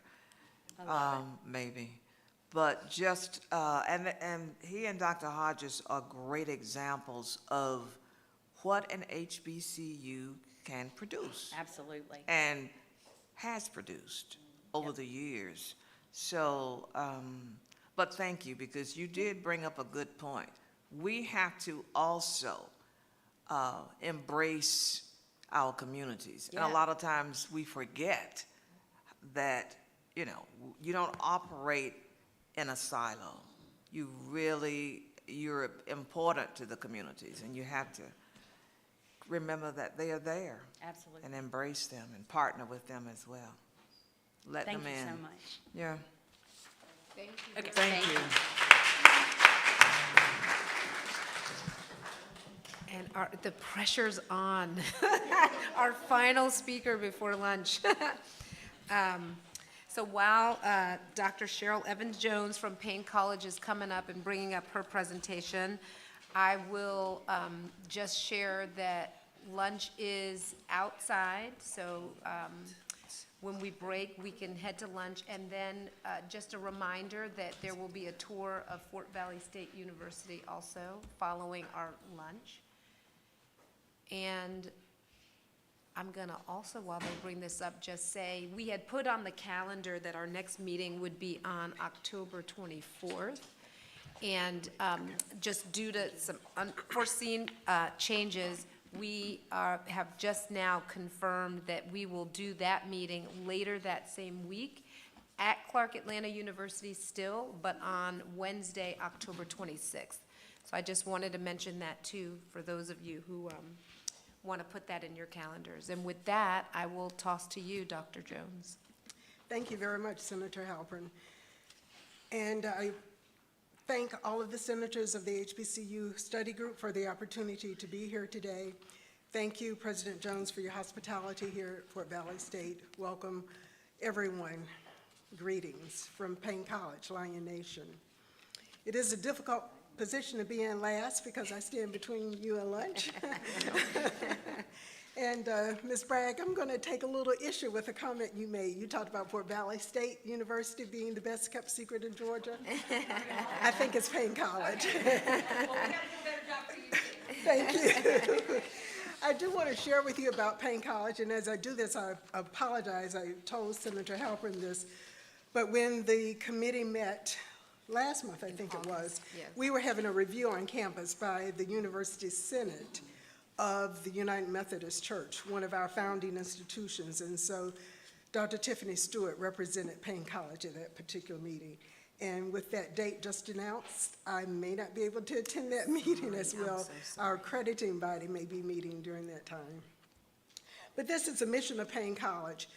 We are a private liberal arts institution steeped in the tenets of Methodism and provide a liberal arts education of the highest quality. You see that we emphasize academic excellence, ethical and spiritual values, social responsibility, and personal development as we prepare spiritually centered men and women to go out and serve their communities, the nation, and the world. A little bit more about Payne College. Again, a co-ed liberal arts institution founded in 1882 by the Christian Methodist Episcopal Church, CME Church at the time, Colored Methodist Episcopal Church, and the United Methodist Church as it is now known. It used to be the Methodist Episcopal Church South. To our knowledge, we're the only institution founded by former slaves and former slave owners. We are accredited. We are accredited. We are accredited by the Transnational Association of Christian Colleges and Schools. And I emphasize that because I know you've heard some of the publicity in recent years about Payne College, but we are accredited. TRACS is recognized by the U.S. Department of Education as an accreditor and also recognized by CHIA, the Council for Higher Education Accreditation. Payne College was voted among Georgia's best Christian colleges in 2020, 21, and 22 by EdSmart. And our business program, Business Administration Department, is accredited by ACBSP. Payne College awards 2 degrees, both baccalaureate degrees, a Bachelor of Arts and the Bachelor of Science degrees. We offer 7 majors and 5 academic departments that are in front of you. And all of these majors have concentrations or emphasis areas that students can choose. For example, in social sciences, we have psychology counseling, psychology experimental. Our fall semester enrollment, and just as President Frederick said, she watches the enrollment numbers, I do too. And fortunately, we are going up. We have experienced a 20% increase over last fall. With COVID and some of our other challenges, our enrollment did decrease. But we have 314 students. And you see the split between males and females and the Georgia residents versus non-residents. A number of our students, again, are from Georgia. You saw the map that Dr. Edward Munns presented earlier, and you know the geography of Georgia and Augusta, so you know we are right there on the South Carolina border. We are in the central Savannah River area that includes 19 counties. Some of South Carolina's counties are included in that. So Georgia and South Carolina and Florida are the 3 biggest areas. We have 23 full-time faculty and approximately 18 adjunct faculty. And 15 or 65% of our full-time faculty have terminal degrees in their teaching disciplines. In May of 2022, we graduated 41 students, and our valedictorian was a non-traditional student.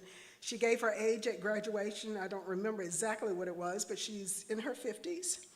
She returned to school because her son started out at Payne College in the business department, but he later stopped school and joined one of the branches of the armed services.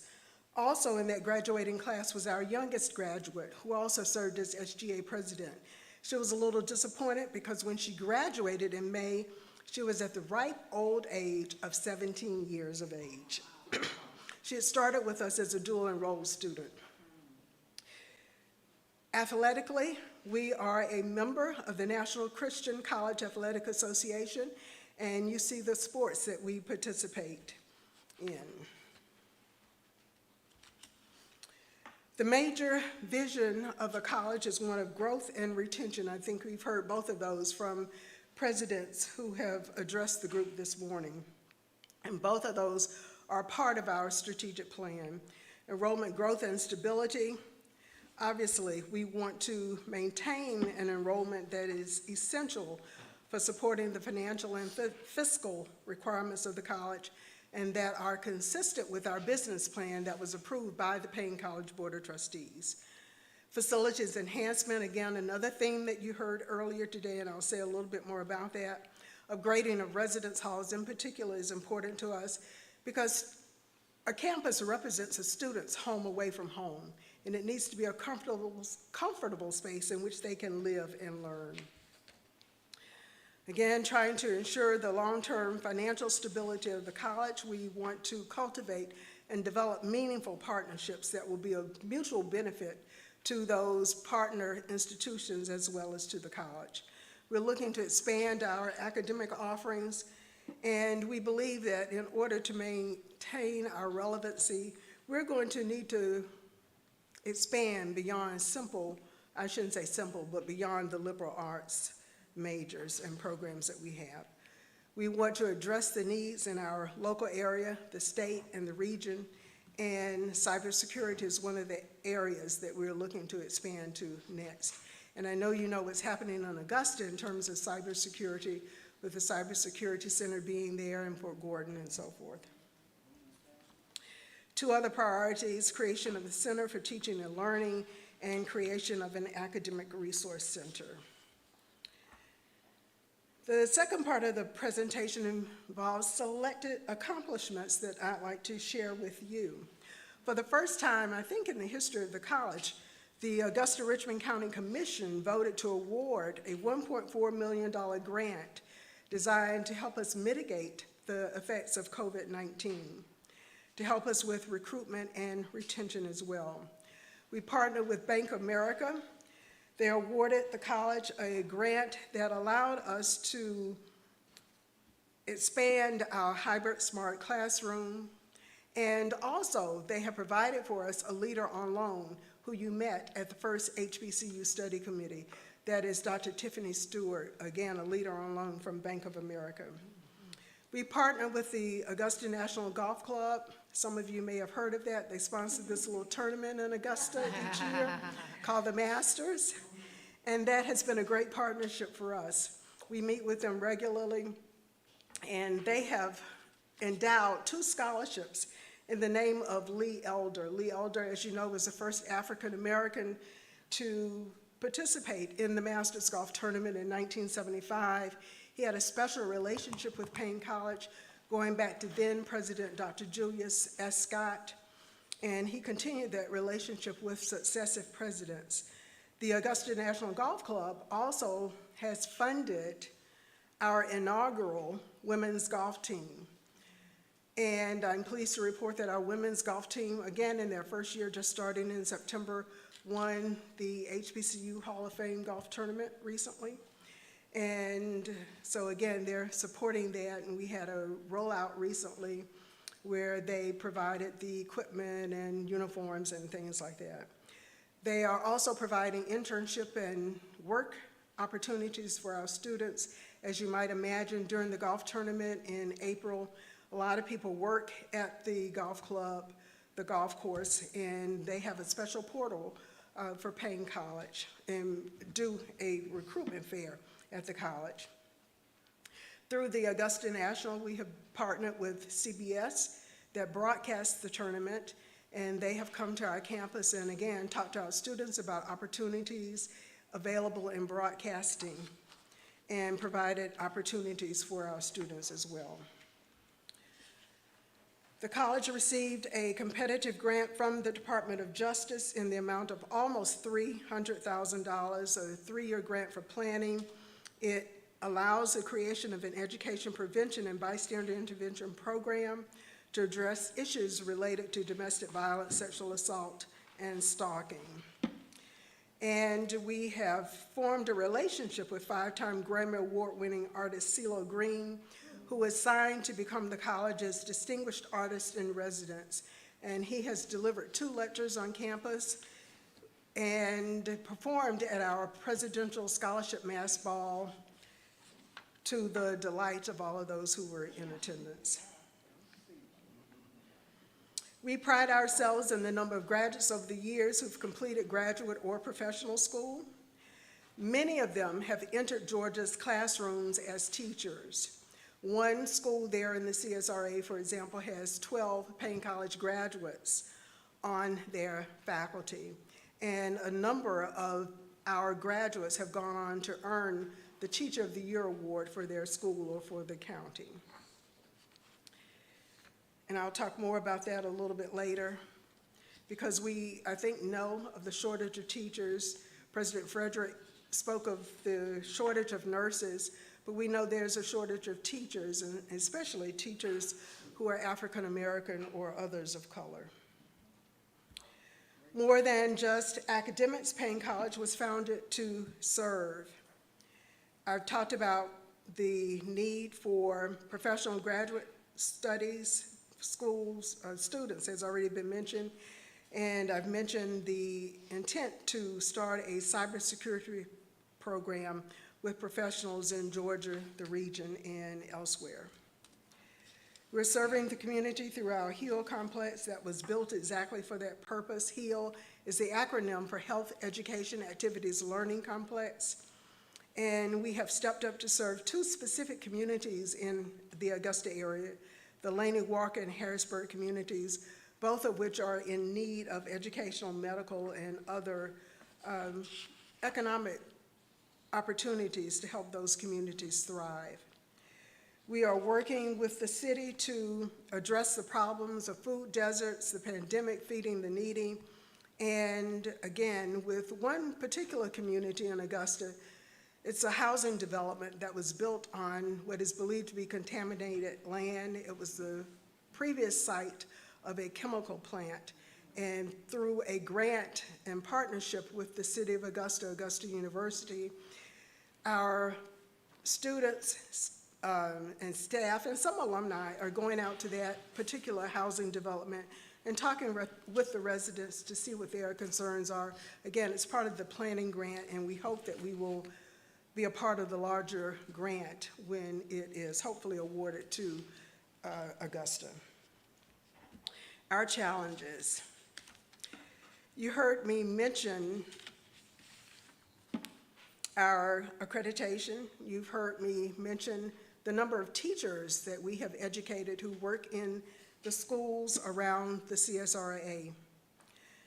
But since we have become accredited by TRACS and are no longer with our former accreditor, the Georgia Professional Standards Commission will not allow us to have an education preparatory program because they only recognize SAC-COC, or traditional regional accreditors in the state of Georgia. And it is my personal opinion that that is a disservice to all of us. Another challenge that we have is that students have to be able to meet the tuition cost associated with a college education, whether it's a public or private institution. And so we must try to continuously work to be approved for the Georgia Tuition Assistance Grants and other higher education assistance grants. And I want to give a special shout out to Representative Bentley and Mr. Long, who have helped us with that effort. We've still got a ways to go, but some, I think, headway was made last year, and hopefully we will go all the way and succeed in this. This is a struggle with Morris Brown as well, and perhaps their president mentioned that when the last study committee met. Yep. Like any other institution founded in 1882, we are in need of assistance to shore up our physical facilities, our infrastructure, buildings. We have one residence hall offline, for example, that was constructed in 1922. It was last renovated in 1978, but again, still needs work so that we can utilize it consistent with our vision of growth and retention of our students. So thank you very much for your time. If there are questions, I will address them at this time.